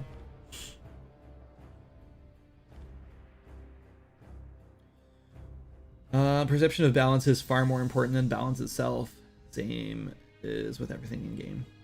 Just make a super long queue and make subs skip queue. Yikes. Ryan, you're not getting hit with an ad right now, so I'll answer your question. 10,000 players sounds like champagne problems. You're in a good place if you can keep their attention long enough to figure out why they would pay premium for what. Yeah. Well, and that sounds like a good idea, but like I don't know, man. It's like being house poor, like you might have a really fancy house and you might have a lot of parties and stuff, but if you can't pay for it, like you don't really have it. You know what I mean? So like we might have a really good looking MMO, we might have 10,000 players, but if no one's paying us any money, how are we paying for it? How are we paying those server costs? How are we paying the dev team? So like I don't know. I mean, like, sure, like having 10,000 players, you're bound to make money, but you really do have to have that monetization in place. And another thing with free to play is like, I always feel like whenever there's a free to play MMO, I'm immediately turned off. I'm immediately like, sure, it's free to play, but like, that means it's going to be chock full of microtransactions. It means it's like I'm going to be gated, you know, like I won't be able to do all the content because I have to pay for it. Like, and even though like I'd rather just pay a box price up front or pay $15 a month, whatever, to play an MMO. In my brain, if it's free to play and I have to pay that monthly in microtransactions or premium subs or whatever, in my brain, that's a no. You know what I mean? Like that feels worse. OSRS does that really well. I played from some free-to-play games with some great monetization. Yeah, but I don't know what it is. I personally, and maybe this is just a me problem, but I just feel like whenever I see an MMO and it's free to play, I'm immediately turned off by it. Like I immediately feel like, oh yeah, it's free to play, so it's not going to be worth anything. You know what I mean? Like I feel like it's sort of like when you see a game on Steam and you're like and it's like 99 cents. You're like, I'm not going to buy it. It's 99 cents. You know what I mean? Like it's going to be a bad game. It's not going to have any content. It's going to be like, it's low quality. It's 99 cents. I'm not paying for it. But if I saw the same game that was like $8, I'd be like, oh, this looks cool. You know, even if like it could be the exact same game, and I feel like if it was $8, I'd feel like this is more premium. This is gonna be a premium like Survivor like kind of game or whatever, like Vampire Survivors like kind of game or something like that, or like gonna be a low like a super tiny like few hour like roguelike or something like that. And, like I'm gonna play this, you know, and I'd rather spend $8.99 than 99 cents. I don't know what it is. I think it's like a perception of value, you know. So I feel like if you're paying like $20 for a box price for an MMO, it makes that MMO feel premium. You're like, this is a premium MMO. I'm gonna pay $20 for it and I can play it forever, or I can sign up for the premium sub. Like I just think having a box price gives you that premium feel. I don't know, man. I don't know why. I'm highly unlikely to pay $60+ for an MMO if I don't get to try it out first. Well, yeah, I would never do $60. We're an indie game, right? It would be $20, maybe $30 at the most, depending on what it is. I don't know if we couldn't do a demo, right? But maybe we could have some sort of trial. Like you can play for the first 5 levels or 10 levels or something like that, you know, as a trial. And then you have to pay the $20. I don't know, something that would be kind of cool. Box price makes sense. I just mean don't stress if you have 10k active players, you will find good features to pay well. I think so too. Again, it just worries me having 10k active players before we're prepared for it, you know? Like that's always a scary thing. But I think that's just a common game dev issue, you know? Like everyone's like afraid, like what if I launch my game and like there's 100,000 players that jump in immediately and then I don't have enough content for them, or I don't like it's not good enough and I get a bunch of negative reviews and it's like, you know, my whole game is tanked. You know, my whole studio is tanked at that point. Like that's always a game dev concern. Like I think we're always afraid of success to a certain point, you know, which is so weird. Like that scared me about Swords and Magic. Like we launched Swords and Magic and I was like, oh my God, what if like Dangerously Funny played it and I was like, shit, like hundreds of thousands of players have now seen this game and many of them are buying it and the game is bad right now, which is probably why we were in like such panic mode in the beginning of Swords and Magic, trying to like fix a bunch of issues and like get the game back up to where we want it to be. Redder Stories has free to play for the first 2 zones, and then you pay to progress to the further zones with the premium pass. Didn't like the game, but didn't hate that. Yeah, I think some of that could work. I like that. Like, I do like that in retail WoW you can pay, or you can play the first 20 levels for free. Hang on.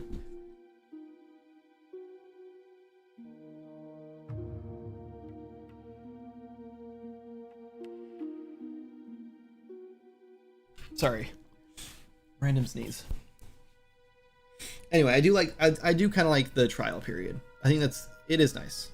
I think I was really opposed to demos for a long time for games because I thought it was sort of like filling up on a free sample and then not wanting to buy the game. And I mean, like there's been many times where I've played a demo and played like 3 or 4 hours through a demo, you know, been like, wow, this is a lot of content for a demo, and then maybe don't even reach the end, or I do reach the end or whatever, and then the game launches, or I have the ability right then to buy the game and I'm like, I played enough of it, you know. Like I do feel like demos can ruin games, but with an MMO I sort of feel like as long as you gate it at the right spot, you know, if you're like get through like a full zone or whatever and then you're like, wow, this game is good, I want what's in the next zone, and then you're like, boom, paywall, and it's like, okay, now you got to pay for it if you want. I think that could be work. It just kind of depends.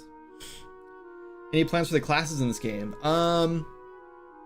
As of right now, we have a couple things listed. Let me pull it up. We'll see what we. I want to add a bard. I think we want to do some basic classes. So Golfer put in a ritualist. He plays chaos, mystic and swords and magic. I think he likes necromancer kind of stuff. So he put in a ritualist. I think he's looking for like, he put lots of dead summons. I'm assuming he meant undead summons. So probably like zombies or skeletons, stuff like that you can summon up. So we'll probably have something like that. We'll probably have like some sort of necromancer or ritualist or something. And then he put a normal good paladin and corrupted evil paladin. So I was thinking this could be kind of cool if you played a paladin and then there was a class quest near endgame where you could unlock a like dark paladin or something, like an oathbreaker paladin from like D&D. And then I don't know if it would be like a whole new class or how that would work. I don't know. I love the idea of like unlocking new classes later, but I also have seen that have like a negative impact on things. Especially if they're like necessary classes. But I think they'd just be like extra flavor classes, but still. Again, I want to do like a bard support / healer class. And then one idea I had early on was I really like the idea of, and this would be like an unlockable class probably, but I love the idea of having like a merchant or like a tradesman class where you're just a crafter. You would have like abilities, right, to unlock, but they would be like escapes and CC and stuff. And I guess maybe players would find uses for them in dungeons and stuff, but ideally no, because it wouldn't be worth it probably. But the idea is you could play kind of solo, but you would mostly have like traps, kind of like escape abilities, stuff like that. So you could like dash or like stun enemies and stuff like that, like things that just like get you out of harm's way, so you can harvest resources, whatever, and then get to safety. I think that'd be kind of cool. But for the most part, you'd mostly just get bonuses on like crafting and stuff. So it'd be like you would be playing just a crafter. Like that's the whole game for you. And I assume that most of the time you'd actually probably just be buying resources and trading resources rather than going and adventuring and getting them yourself. But I still think it'd be nice to have like ways for players to like get around easier and avoid being killed by monsters when they're like traversing the world to like trade stuff. I think that'd be kind of cool. But all right, gotta hop off now. Excited to see the progress with this. Thanks, Didi. See you later, man. Thanks for coming in. The MMO we have in beta is free to play and then sub like OSRS. The MMO we have, wait, Candonian, are you making, but we're tiny so it works for us? Oh, you're making an MMO? What is it? Can you link it? I want to check it out. It's crazy how many new people like this is pulling in via Twitch. I mean, our numbers aren't like massive or wild or anything like that today, but we had like 40 authentic like viewers yesterday with no raids or anything.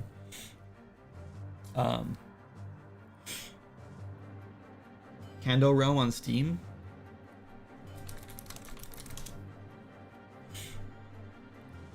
Checking it out.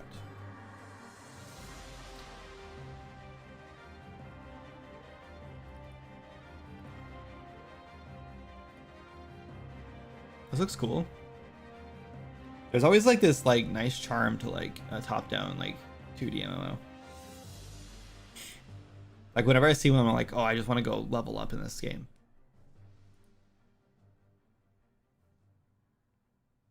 Looks good. How many people do you have on the team? And how long have you been working on it?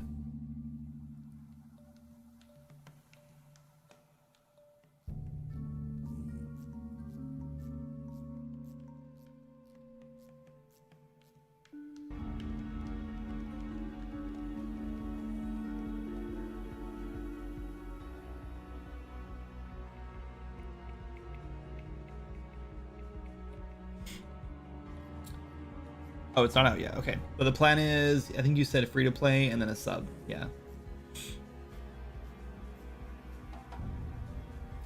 6 people and took 3 years from when we seriously started on it until now. Wow. Yeah, that's a lot of work with 6 people. That makes me a little nervous because we have a team of 3 and we're making a 3D game. And yeah, so that meant 12 years to get. When are you launching? Are you close to launch? The demo beta. Oh, did I miss that?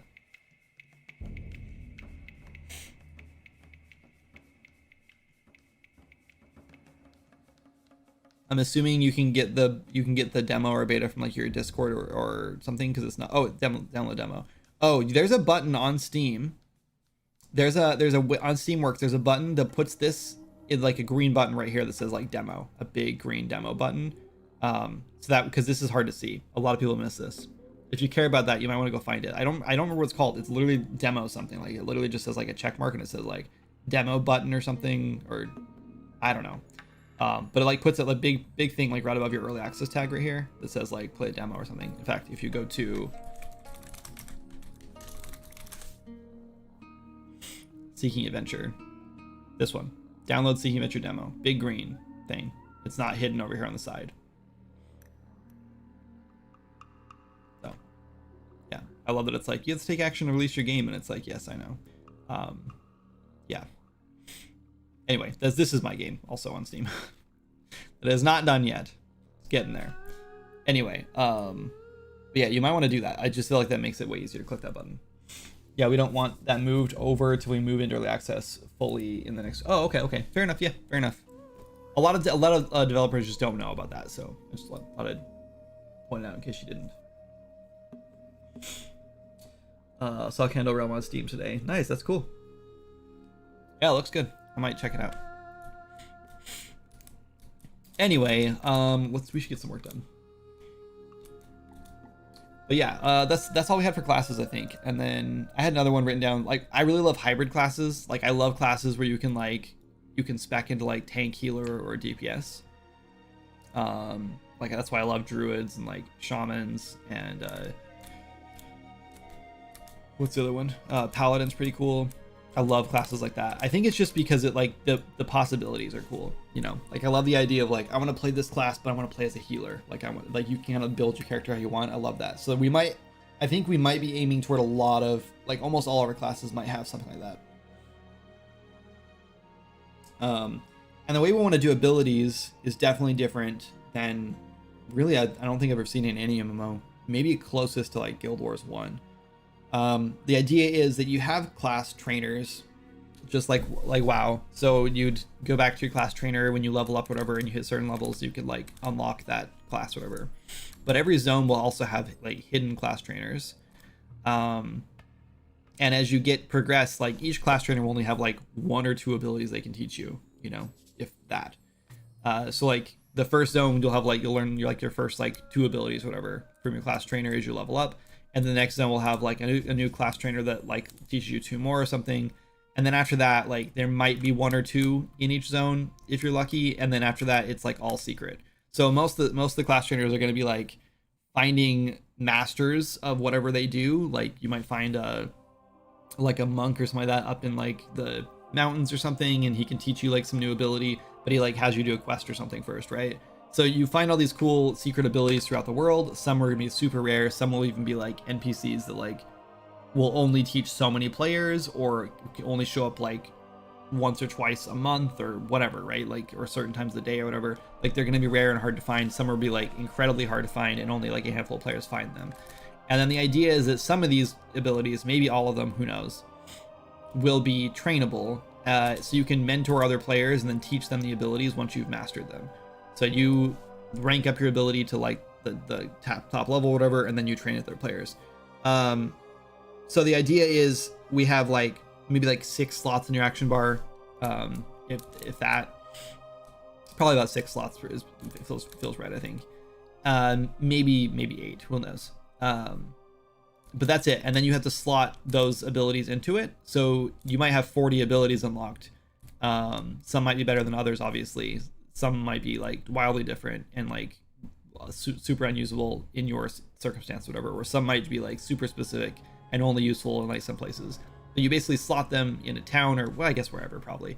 That you slot them whenever you want, and then that's like your play style, or whatever, like your loadout. So you can only have so many at a time. So the idea is like those abilities determine how you play your class. So we might have like a warrior might have like a bunch of like 20 like different like tanking abilities and like 20 different like DPS abilities, and you can either just put all 6 of your abilities as tank abilities or all 6 as DPS, or you can mix and match or whatever how you want. So you're kind of just like building your character out how you want. Also seems similar to Dungeons of Cindaria.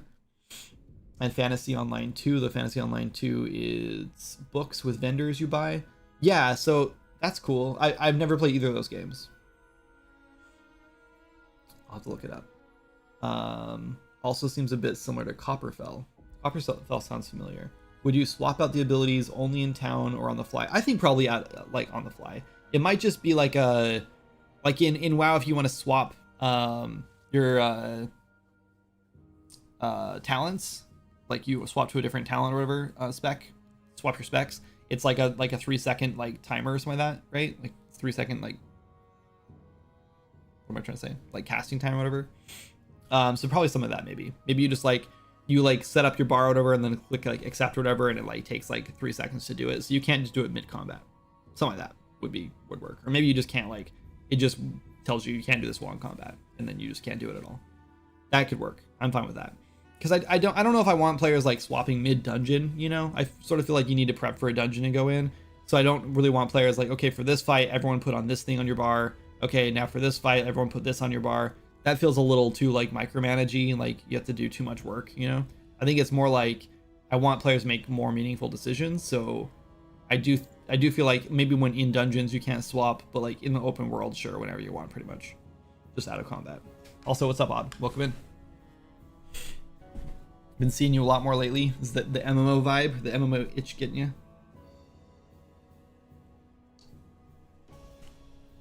Okay, let's I actually want to get something done today. It's already 12:45. We have an animation on this. Last thing I want to do, right. We were building a struct. We want to build component, no. Systems, task system. Maybe that actually should be in here in the components section. From the component one should be in here. We don't have a component section. I want to build a struct for this. This is going to be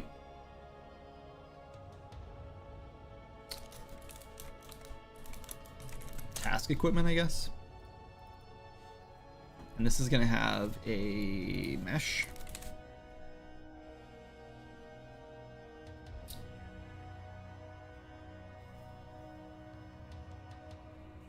Mesh component.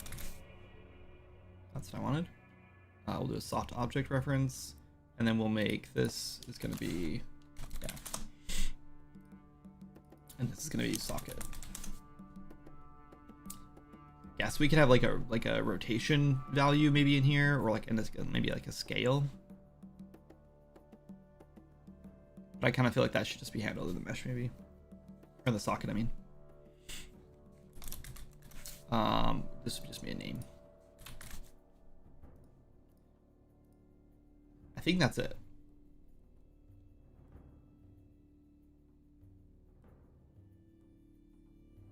Yeah. And then in our NPC, or in our task node, we would have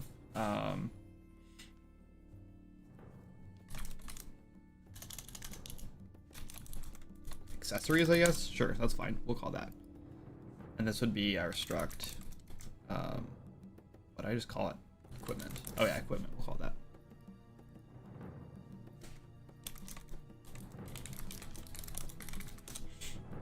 I'm getting back into my computer life. I took a long break. Oh yeah. How'd that go? Were you burning out, or just need to do other things? I think you mentioned something about balancing family and friends more. I think I remember you mentioning some of that a while, like a couple months ago.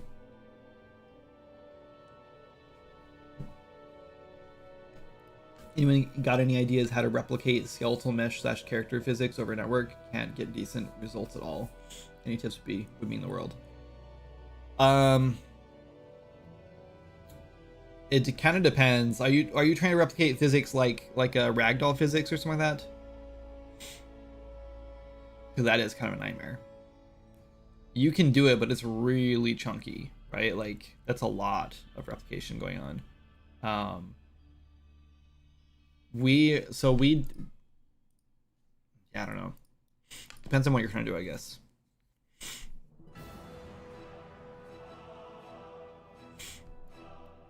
If you're just talking about like jumping physics, that's like built right into the character component, or the character movement component. Ragdoll, basically you get bonked and go flying, gotta get up in the same spot where your body fell. I got a few things. Yeah, so what you probably want to do is replicate the location of the object of the character, but not, you don't want to deal with like replicating the mesh, right? And I don't even know how to like go about doing that, to be honest with you. I think I'd done it before though, because I think we did it for our in Swords of Magic. We have a ball that we like drop in a couple places where you can like kick around. It's just kind of like a random like little fun thing you can do. It has no use. It's like just like a little physics ball, and we are replicating the movement on it. It's a little janky though, depending on your ping. Like sometimes it just kind of like goes flying, or like doesn't move in time or whatever. It looks kind of weird. Like you'll like watch one player like run through it, and then like wait like half a second or whatever, and then suddenly it like moves and like goes where it's supposed to go. We were actually planning on doing like a little like you could put up like soccer nets or football nets, whatever you want to call them, and then like kick the ball in them, and it would have like a little scoreboard on it, like tick it up, whatever, and you would just place these in your house and like do it for fun. And then we kind of just pulled away from that idea because it was feeling really janky, and it just wasn't, we didn't think it was worth it. But yeah, I hit a great milestone with Oddstone, and upon reflection just realized I needed to invest a little more in friends and family before going hard on the next major work sprint. Honestly, that's really responsible of you. It's cool. Yeah, but I mean, it's good to, it's really nice that you can like step back and like see that you need to do that before you moved on. I think a lot of devs just get really stuck into it, and we just go way too hard. You know, I've been there. You definitely like lean in way too hard, and you don't like even now, like I'm kind of like sunk into this game right now. So when I'm not playing this, like last night we had a we're doing this new Monday movie night, like a family movie night on Mondays. And this is the third week we've done it. It's been working out really well, and it's nice just to like sit down and like hang out with the family and like share our favorite movies and stuff. Because there's a lot of movies that we want to share with Abby, but we just don't have time to like do that. So now we have like this one designated time each week to do it, which is nice. And then Abby can share movies that she's seen, or like movies, you can watch movies that she wants to watch or has wanted to watch or whatever with us, especially like more adult movies. Like she's watched a lot of kids movies, but now she's 10 now, and she's like more into like, she wants to start watching like horror movies and stuff like that. So we're like, okay, this could be a decent movie. Like we watched Sixth Sense a few weeks ago before we started this actually, and that was like, I was a little like skeptical, like I think it's gonna be too scary for her, and then she like kind of closed her eyes in some parts just because it kind of freaked her out, but for the most part it was okay. But anyway, so yeah, it was nice. It's like, but yesterday was our movie night, and I was like a little distracted, and I kept like checking my phone to see if people were talking in the Discord, and then I realized like I gotta like put this away. Like this is family time, and I gotta shut that down. Nice movie Monday, love it. Yeah, it's fun. Yeah, I want to watch. I want to show Abby Donnie Darko. It's rated R though, so I have to remember why it's rated R before I show her that one. There's a couple other movies that we have on our list that we want to watch. Last night we watched Hocus Pocus. No, not Hocus Pocus. Sorry. Oh God, what's it called? Jana's gonna kill me. It's like her favorite movie like ever. Shit. Practical Magic. That's the one. Elliot said Hocus Pocus. Yeah, we watched that last night, and the movie, or before that, we actually watched Easy A, which was probably a little adult for Abby, but it was pretty good. And she was like, she liked it. She was like, yeah, this is a good movie. So that was cool. MMO beast mode activated. Yeah. What's up, Myru? I'm going a little crazy over here, but anyway, okay. So we have a task node. We have the struct in here. Let's make this an array so we can have multiple meshes. So on reserved, we will, I guess we can, oh, you know, I want to handle all this. And we don't do anything here. Maybe we literally just, yeah, maybe we just don't do anything. Oh, you know what we need to do? We need to do this. We need to set a timer. Or, yeah, that's how we do it. My bad. Yeah. This is the only reason we're doing this.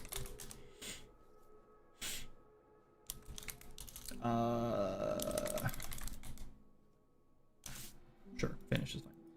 And that's our duration. This should only be triggered. Actually, it's gonna be triggered on rep, so let's just do, we can also do this. We could have just done the switch in here actually.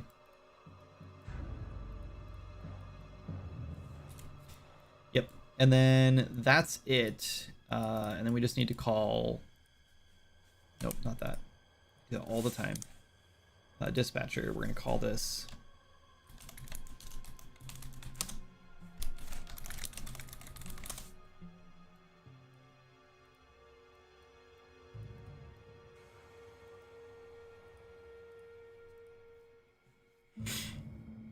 do we unreserve it manually in here, or do we have the component do it? The component's gonna live on an NPC, which worries me a little bit because I'm at the RPC things. I'm not even concerned about that. That's very much a Moz thing to set up. I think Moz can handle that part. He's gonna want to redo this in C++ anyway, because it's just gonna be a little more lightweight. I think I should start looking for plugins that do what I need, I guess. Yeah, maybe Tangled. I hate to say it. I know there's a way to do it.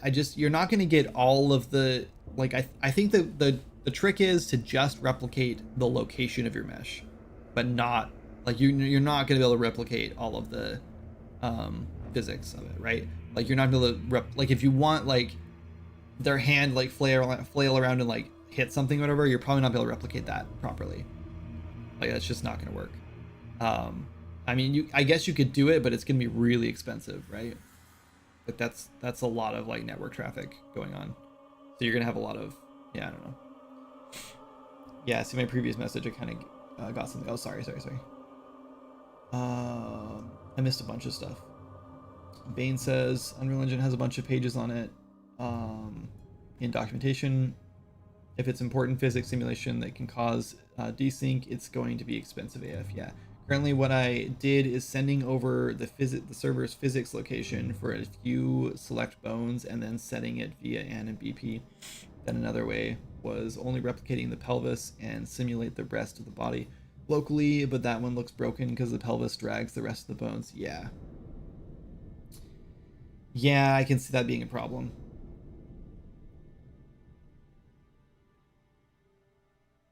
Yeah, that's going to be... You might want to look into plugins. Yeah, that's a good point. Plugins that is basic Unreal feature. Yeah, but if there's probably some C++ plugins out there that like handle that replication for you that just like do it in a more seamless way.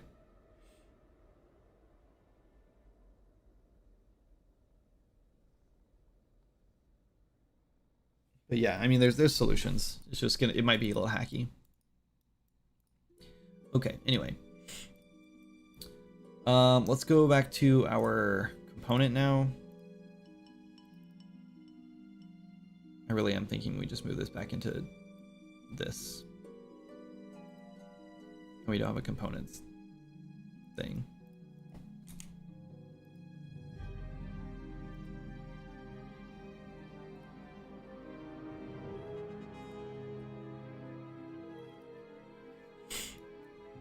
Oh, let's go put this on our NPC.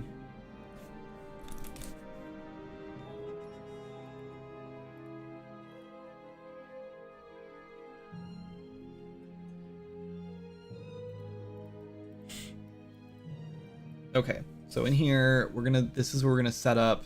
I guess this should probably pull from the owner's data asset. So let's do get owner. Cast to, should we cast? Or should we do it? I don't want to build a blueprint interface because I don't know if Moz is going to want to do that. Probably not.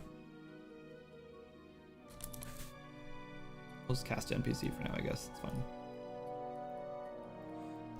We're just prototyping, so Moz can clean this up however he wants to. We want to do get data. What do we call this actually? NPC data.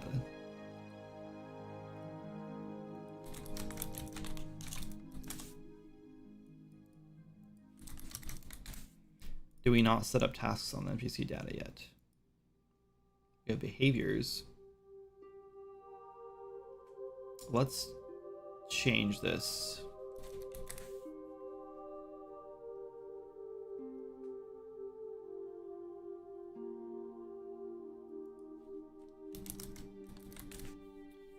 I think we're just gonna, oh man, I don't know, how do we do this?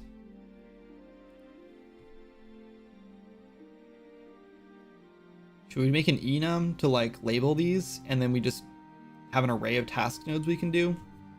Tasks? Let's do that.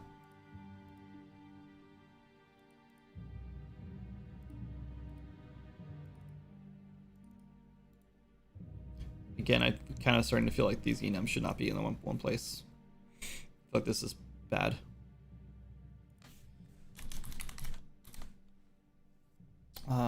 This is going to be tasks. Let's call them NPC tasks.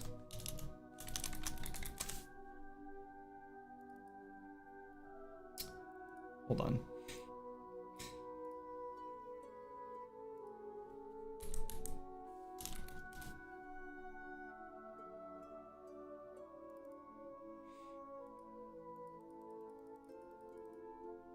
Okay, let's go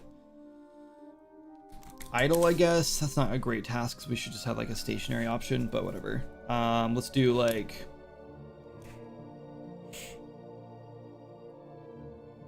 I don't know, maybe they shouldn't be so,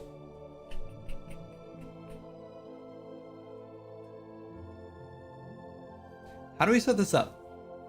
So I want to just, here's my goal. I want to just be able to just drop these task nodes all over in the world, give them an animation,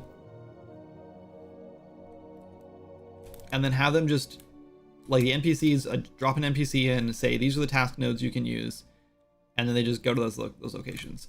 So we could just eyedrop them, but then I don't think I can put it on a component. I guess we could put on a component. The component would just need to get the data from the NPC. I don't know if I love that idea though, because I kind of want to like build NPC data via one of these guys. So like we go in here and we go blueprint, no, miscellaneous data asset. That's not what I meant. Damn it. Am I delete?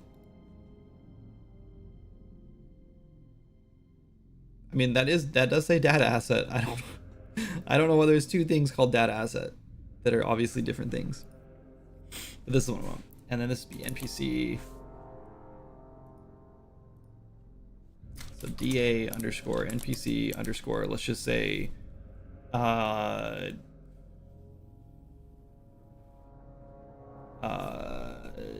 Grom. That's what we're gonna call this guy. And then we go in here and say, oh, this is Grom.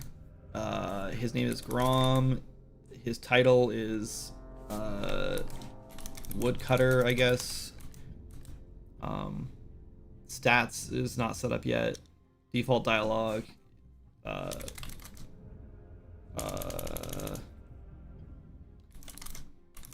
working here. And then voice profile, we're not handled that yet. It's just I'm setting up because I know we're gonna use it eventually. And then quests, we could give him a quest if we wanted to. Sure, he has this quest, I guess. Let's not do that. And then behaviors, we don't have a behavior yet. So this is where I would set up tasks. So the idea is like I could set up tasks here. No, because this isn't, I don't know, is this important? It would be nice to have tasks here so we can modify it in the data rather than having to open the world. There's one thing with Swords and Magic that really is kind of frustrating, because like if there's an NPC that's doing something wrong, I have to open up, usually I have to open up all of Tyrwin, which takes like 5 minutes sometimes longer. And then I have to go find that NPC, click on him, and like make him do whatever I want him to do, right? Well, actually, technically, that's not true. But there's a lot of stuff in Swords Magic that does require me to do that, right? But with NPCs, I actually don't. I can open up like our NPC editor, find the NPC, change it, and I can do that all on like an empty level, so I don't have to like open a whole level for it, which is nice. So ideally, I don't want to have to do that. I don't want to have to open up the whole world or like a sub level or whatever, and then go find that NPC and like change his tasks, whatever.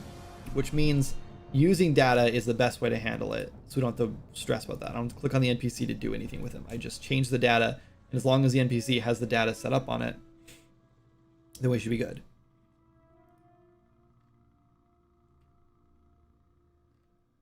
I need to expose that. I know I don't. It's right here. So we just tell him he's Grom. Ta-da, Grom is good. And then we can set up his visuals and everything like that in the data, so he's all set up, right? Good to go.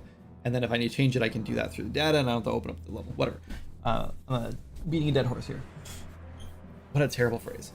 Yeah, what's up, the Exender? I don't know how to say your name, sorry, man. Yeah, it's a new game. This is an MMO prototype we're playing with. We have a team of 3 right now, and we're just sort of prototyping right now and seeing like what sticks and what feels good, and then we'll decide if this is going to become like a full project or not.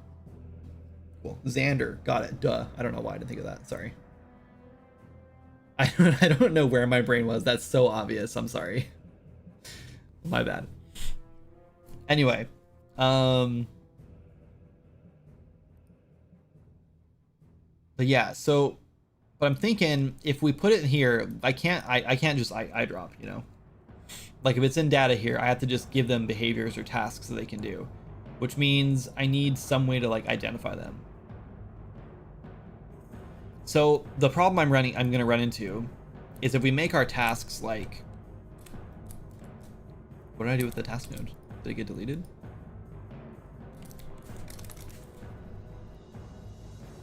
I had a task node. So we make a task node here. I have to like identify it some way. Like we could use an enum and say this is a woodcutting task node, right? That's how we do it in Swords of Magic. We just have like a whole bunch of tasks like that. The problem is,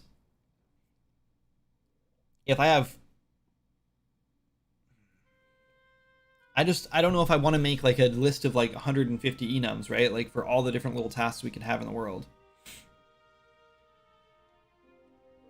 So it'd almost just be better if the task was like, man, I'm almost tempted just to like make the task data driven too. So we have like a data asset for tasks, and then we can just make new tasks, and then we just link it, rather than having to open the world and move a task node. Well, we have to move it still, but like open, like we can just change the task so it like works better, or like, I don't know, maybe that's like way too granular. I'm just trying to build this in a way that we don't have to like rebuild it later. Because like most of this will probably just be blueprint, or like most of this will probably just stick around even if Moz redoes the C++ stuff. He'll probably just redo like the component. He might build us a core task node, I don't know. We'll see. Are you sticking with the same art style going into the MMO? This is pretty similar to the art style we're going to stick with. So no, it will not be Swords of Magic art style. What's up, Lanny? Yes, we are making an MMO. It's still very early days, so this could be all thrown in the trash next week, who knows. But as of right now, yes, that's the plan. Oh, sorry, how will you prevent players from cheating in the MMO? Let the server compute everything? Yeah, everything will be server handled for sure. And then I'm sure we'll probably find some solution for cheating, like an anti-cheat solution. I don't know yet. Hold up, this is a new project? Wait, Tangled, you didn't get that? This is not Swords of Magic. This is an MMO. Gonna do MMO devlogs? Yes, that's the plan, eventually. If we stick around and like actually decide to make this a full project, if we like, the goal right now is we just want to get something playable and see if it feels good. If we can get like some basic combat in, a basic quest or two in, and like we can jump in together and play it on like a test server, and it feels good, then we're gonna go in on it, right? We just want to get something prototype first and see if like, one, if we work well together. Like Maz and I have worked together on several things before, so like I'm pretty sure that's good. Golfer has not worked with either of us before, so like we just kind of want to feel that out and make sure that's feeling good. So far so good though. I mean, I don't see any issues with it. I don't foresee any issues with it either. But hope it passes with flying colors. Yeah, that's the plan. So haven't been around for a while. Give me some slack. Yeah, you're good. Sorry, you've been here for like 20 minutes, so I just assumed you would have figured that out by now, but you're good, man. You're good. Wait, did you say Maz? Let's go. Yes, Maz. Yes. Yes, OG Maz. The guy who made Swords of Magic happen back in the day. He was like the first one I thought of, and I was like, do I want to make an MMO? Is this something I actually want to do? Is this the time to do it? Is this actually a good idea, or is this a bad idea? And then the first thought was like, I guess I'll message Maz and see if he's interested. So I messaged Maz and I was like, hey man, how do you feel about like old school WoW? And he's like, love old school WoW. And I was like, want to make an MMO? And he's like, I'm in. That was it. That's all I had to do. I've been here for a bit, just changed my Twitch name like a million times. Fair enough. Fair enough. But yeah, so the plan is we will eventually be doing devlogs if this goes well. I honestly think this is gonna be bigger than Swords and, I mean, obviously it's an MMO, it'll be bigger than Swords and Magic in like whatever, but I think that we'll have more attention on this than we did with Swords and Magic, which is good and bad.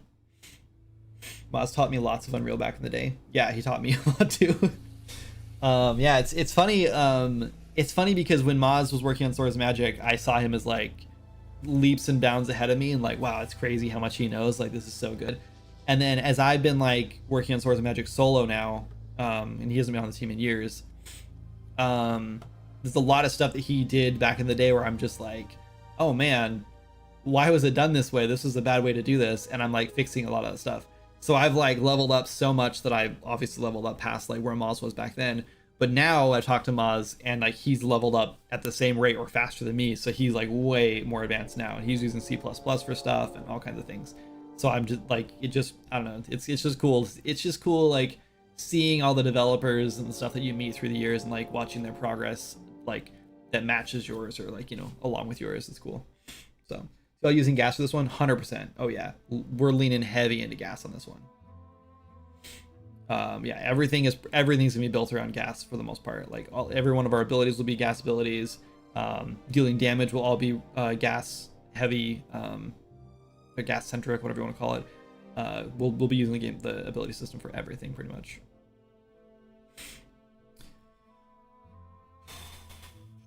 Actually, now that I think about it, I wonder if like these task nodes would actually work better as abilities.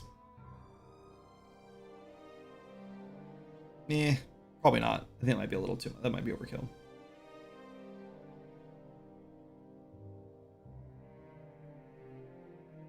Maybe. Actually couldn't, I'm kind of thinking that actually might be a good idea. I mean, it's not, I don't know, it seems a little overly complex. I just need an NPC to like walk to a location, like snap some meshes on, and then play an animation. Like, yeah, that all could be handled in gas, and honestly would probably be better in gas, but I think just throwing like making a C++ component that does it would be pretty simple. Yeah, I think we'll keep both that. What are the task nodes for? Yeah, so for example, this one could be like a wood cutting task node, and we might have like a I don't know, other things like that. Like wood chopping or mining or blacksmithing or chatting or whatever. Like we can have all kinds of task nodes around, and then the NPCs will just like have a list of nodes of tasks that they can do, and then they'll just like randomly go do them, or maybe sequentially. But the idea is just to like bring some life to the game world, so there's like NPCs can go do something. This is super like unnecessary right now. We could just have all our NPCs just like idle, but I'm just like building out data for NPCs, and I thought, well, this would be a good place to start, to just get them like walking around and bringing some life to the world like instantly. Like just a C++ component is fine for this. Agreed. Yeah. I was just thinking like while we're talking about gas, I was like maybe this should be a gas thing too, but anyway, but yeah, I'm building in Blueprint first. Moz is going to convert it to C++ and optimize it for me, I'm sure. But yeah, I'm thinking right now, I'm just struggling. Like, if I drag a task node in, I want to make sure like the NPC can like, I don't know, I also kind of want task nodes to be sequential. Like what I'm really trying to accomplish very first is like, I want an NPC to go chop wood and then carry the wood to another task node and drop it off and then like loop that, right? I'm just trying to think of like WoW and like what NPCs can do there, and I think that's actually even overkill. I don't think NPCs can even do that much there. We could just have an NPC just chopping wood forever and that'd probably be fine. But I would like to be able to do something similar to that. So if we did that, I think I'd probably, even that, like with this system we're building right now, wouldn't even work, because like the NPC would walk to the node. Once they got to the node, they would then trigger, they'd equip the meshes that you need to there, so like swap to an axe or whatever. Actually, you know what? We might have to change that, because our NPCs have, this is why we're prototyping this out first before we just start building it. I mean, that's what building it is anyway, so it doesn't matter, but we have a weapon right, weapon left. I think we should maybe even change that. So maybe we just have an enum for left hand, right hand, and then we just socket to those and swap those meshes out. Which means the component would just need to save what they had before, which is fine. That's easy to do. Because that'll probably be in the NPC data anyway, so you don't have to cache that. What's the storyline? We don't have one yet. The only thing we have that I think we're all kind of on board for is long ago there was a god king that had a divine crown. Something happened and it was shattered into thousands of pieces, and now the crown fragments are these like super powerful artifacts that everyone in the world now is like chasing after. And like that's like the overarching like story is like there's two factions with a fragile like piece right now. And we're doing that mostly just because we don't want to like split our player base into two sections. We want to play together, but also have PvP options later. So like we could still have contested territories or zones where players can flag for PvP or whatever, or maybe they just are in PvP in those zones. So those zones you wouldn't be able to like team up together maybe, but in other zones you can still party together. So that's the only real like storyline we have right now. So those two contested or opposing factions, I guess, are hunting for crown fragments for their own reasons, mostly for power. Fantasy, magic, creatures, and swords. Hell yeah, yeah. That's pretty much the storyline. Swords and magic and stuff is literally named Swords, Magic, and stuff because I didn't have a storyline either. We had like a very basic storyline, but it was like, what do we name this game? And it was like, well, let's just name it Swords and Magic and stuff because it's like it represents like how casual and cute the game is. So that's where that came from. But this time around, I do want to name the game after like what's going on in the world or the world itself. Name of the world itself would be fine too. Anyway, yeah. But yeah, I'm trying to decide if we want to like build like a whole enum out of this. I don't know. Like these task nodes could have like, they could be more complex than this if we wanted them to be. Like if we really want an NPC to like load up, like chop wood, carry wood to a location, drop wood off, and then that's the whole task node, that we could have like the task node could have a location on it, like a destination location.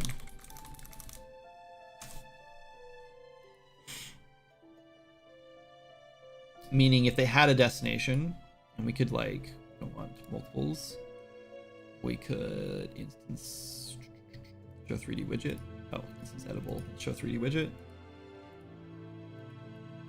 Or we could have like task nodes that can be flagged as destinations, or we can have target points that can be eye dropped. You know what, let's just do that. I'm done. We still need the thing. We just need to change this to a target point.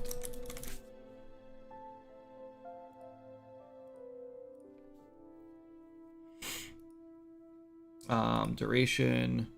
Let's do 2.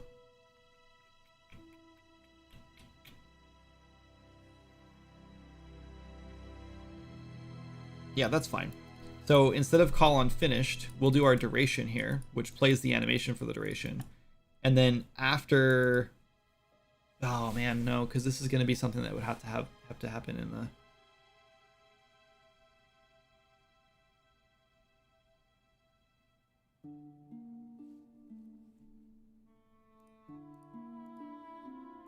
Let's call this task equipment, and then let's duplicate it and call this post task equipment. This is like literally building all of this just so we can like have NPCs carry wood from one location to another. Might not be worth the effort, but I don't know. I feel like we can do lots with this, you know? Like we can have like NPCs who are like cooking, you know, like they can go up and like stir a pot and then like carry the pot or like places, or carry like a bowl places or whatever. Like, I mean, they're not gonna like be able to like spawn actors. Like we could, I guess we could have them like spawn things, but I don't know if that's necessary. But, like, I just feel like having more NPCs like doing more things would just make the game feel like a lot more alive. And we can even like set these things up so like, well, I mean, with world partition, I guess we don't have to, because once you like get out of the zone, like they just stop working, right? They'll just turn off and then reset when you come back in, which is probably the best way to handle it anyway.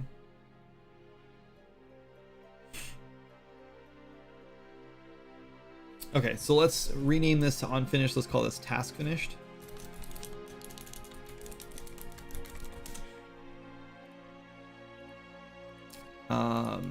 And then what we'll do is this will just finish when the task is finished, but then the player, the component can check like, will you have a destination and post task equipment? If we do, we'll switch the post task equipment when this task is finished. We'll release this node so other NPCs can do the node, because like they can just like loop, right? So like the first NPC will go to the node, do the task, and as soon as they walk away from the task, another NPC can then take it. So they can take it and then they can be like walking in tandem, kind of, whatever. Anyway, and then we'll just like have the NPC walk to this destination, and then when they we'll look for the destination when they reach it, whatever, and then that'll end. That'll all be written in C++ anyway, but we can just do like a simple like AI move too. For now, because why not? Do we have by chance navigation? Nope. So we'll just add a navigation, I guess. Not nav mesh bounds volume.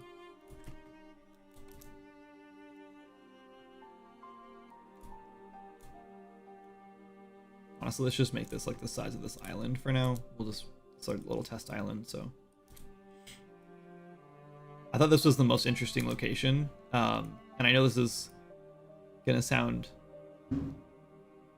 I don't know, weird, whatever, but I know that when you're streaming on Twitch, if you have interesting stuff on your screen, people are going to show up more often than if you just have like a gray box zone, right? I know that sounds obvious, but it's not super obvious to some people. And that's how Swords of Magic got viewers, because I made things look nice early on, which is why I wanted to make sure we had like assets in here early on too. So when it says MMO and people see this screen, they're like, oh cool, there's like an orc and like a whole fantasy world, and this is cool. Maybe you can use this in the quest system so you can have NPCs doing quests with you.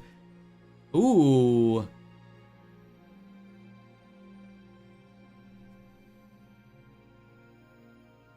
That could be interesting. Like, it could be interesting to trigger or give NPCs tasks when you do quests too. So like, maybe you talk to an NPC and you turn in like, go find me some, you know, boar ribs or whatever, and some meat or something, and you bring them to him and he's like, great. And then you like complete the quest, and then that grants him a new task, like a priority task, or whatever, or a task override or something. And that immediately shifts him to doing that task. So he goes and walks to a pot in the kitchen or whatever, and then starts stirring to cook the thing or whatever, and then he walks back to the table or the counter or whatever he was before, or something, you know, with the object, and then talks to you and then gives you another quest, you know. That would be really cool. So being able to give NPCs like a task override would be awesome. And then they would just shift back their old task when that was done. Maybe that even like, how do we like, maybe they would just like immediately have the next quest available. Like, you would, so like, let's say there's a quest chain. So there's a quest chain to like find boar ribs and mead to like cook like some, you know, beer battered boar ribs or something, who knows, whatever. And then there's a quest after that to deliver that to like, you know, the captain of the guard or something, who knows. So you do that first quest, then it like locks you out of talking to the NPC while he does his task. And then when he gets back to you and he's done with the task, like he's cooked the thing and you waited for him to do his like RP or whatever, oh man, we should also let him like talk too. If NPCs could talk while they're doing their tasks, that would be huge. So we should give like a dialogue thing that when they start the task, they can do it. Or maybe even like an array of dialogue, and we'll just like have them say that thing and then delay for like, we can even like calculate how long the dialogue is, whatever, and delay for that long, based on like reading times, you know. And then they could like randomly pick another dialogue. So that way like NPCs can be talking to, that would really bring the world to life. If they can be like talking to themselves while they're working, or like talking to you while they're like performing tasks for like quest related things, that would be really, really cool. Okay, let's add that to the struct. That means we need to go build like a little widget pop up for like a speech bubble. We could just display it in chat. We don't have a chat system yet. We could just display that in chat if we wanted to, but I feel like that's something in WoW that I always wish there was, is like speech bubbles. So when someone talks, like you can see it over their head, so you don't have to be looking at chat all the time to see if someone in your party is talking to you. Like I love that. It might be annoying in like cities, but I think that's probably fine. It probably won't be annoying in this game. Anyway, so where's our struct? Did we close it? Probably.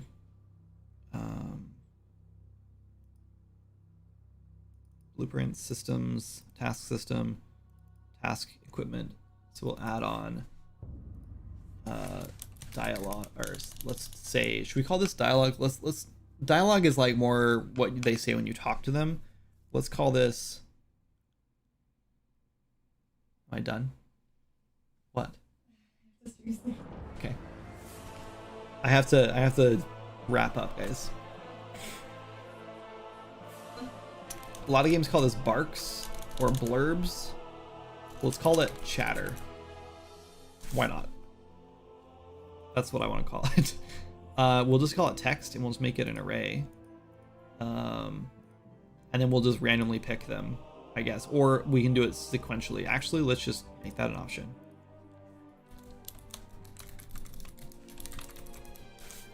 Just do sequential chatter.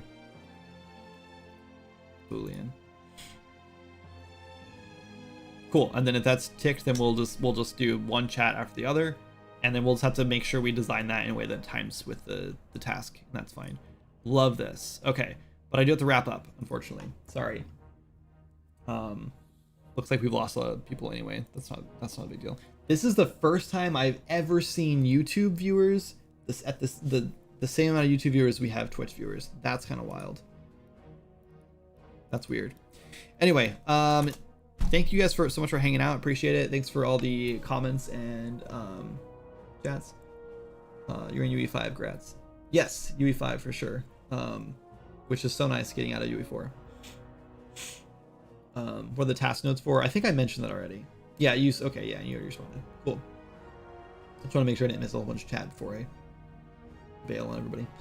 Anyway, I'll be back on Thursday. I was gonna stream tomorrow, but I think I might take tomorrow off and just focus and get some stuff done, so I have stuff to show off on Thursday. We'll see. I was mostly gonna do it because I thought it was gonna be like an hour-long stream today, but it ended up being 2.5 hours, which is plenty of time. 4 hours would have been ideal. That's fine. Anyway, I'll try not to sleep in on Thursday so we can actually stream earlier and be here longer. Let's get out of here. Anyway, don't forget to follow. You can sub if you want to support the development of this. You can also check out our Patreon. Oh my god, a stupid ad break. Are you serious? Seriously?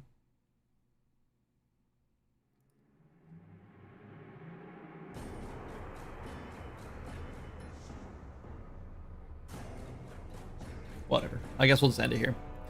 Anyway, catch you guys later. Bye.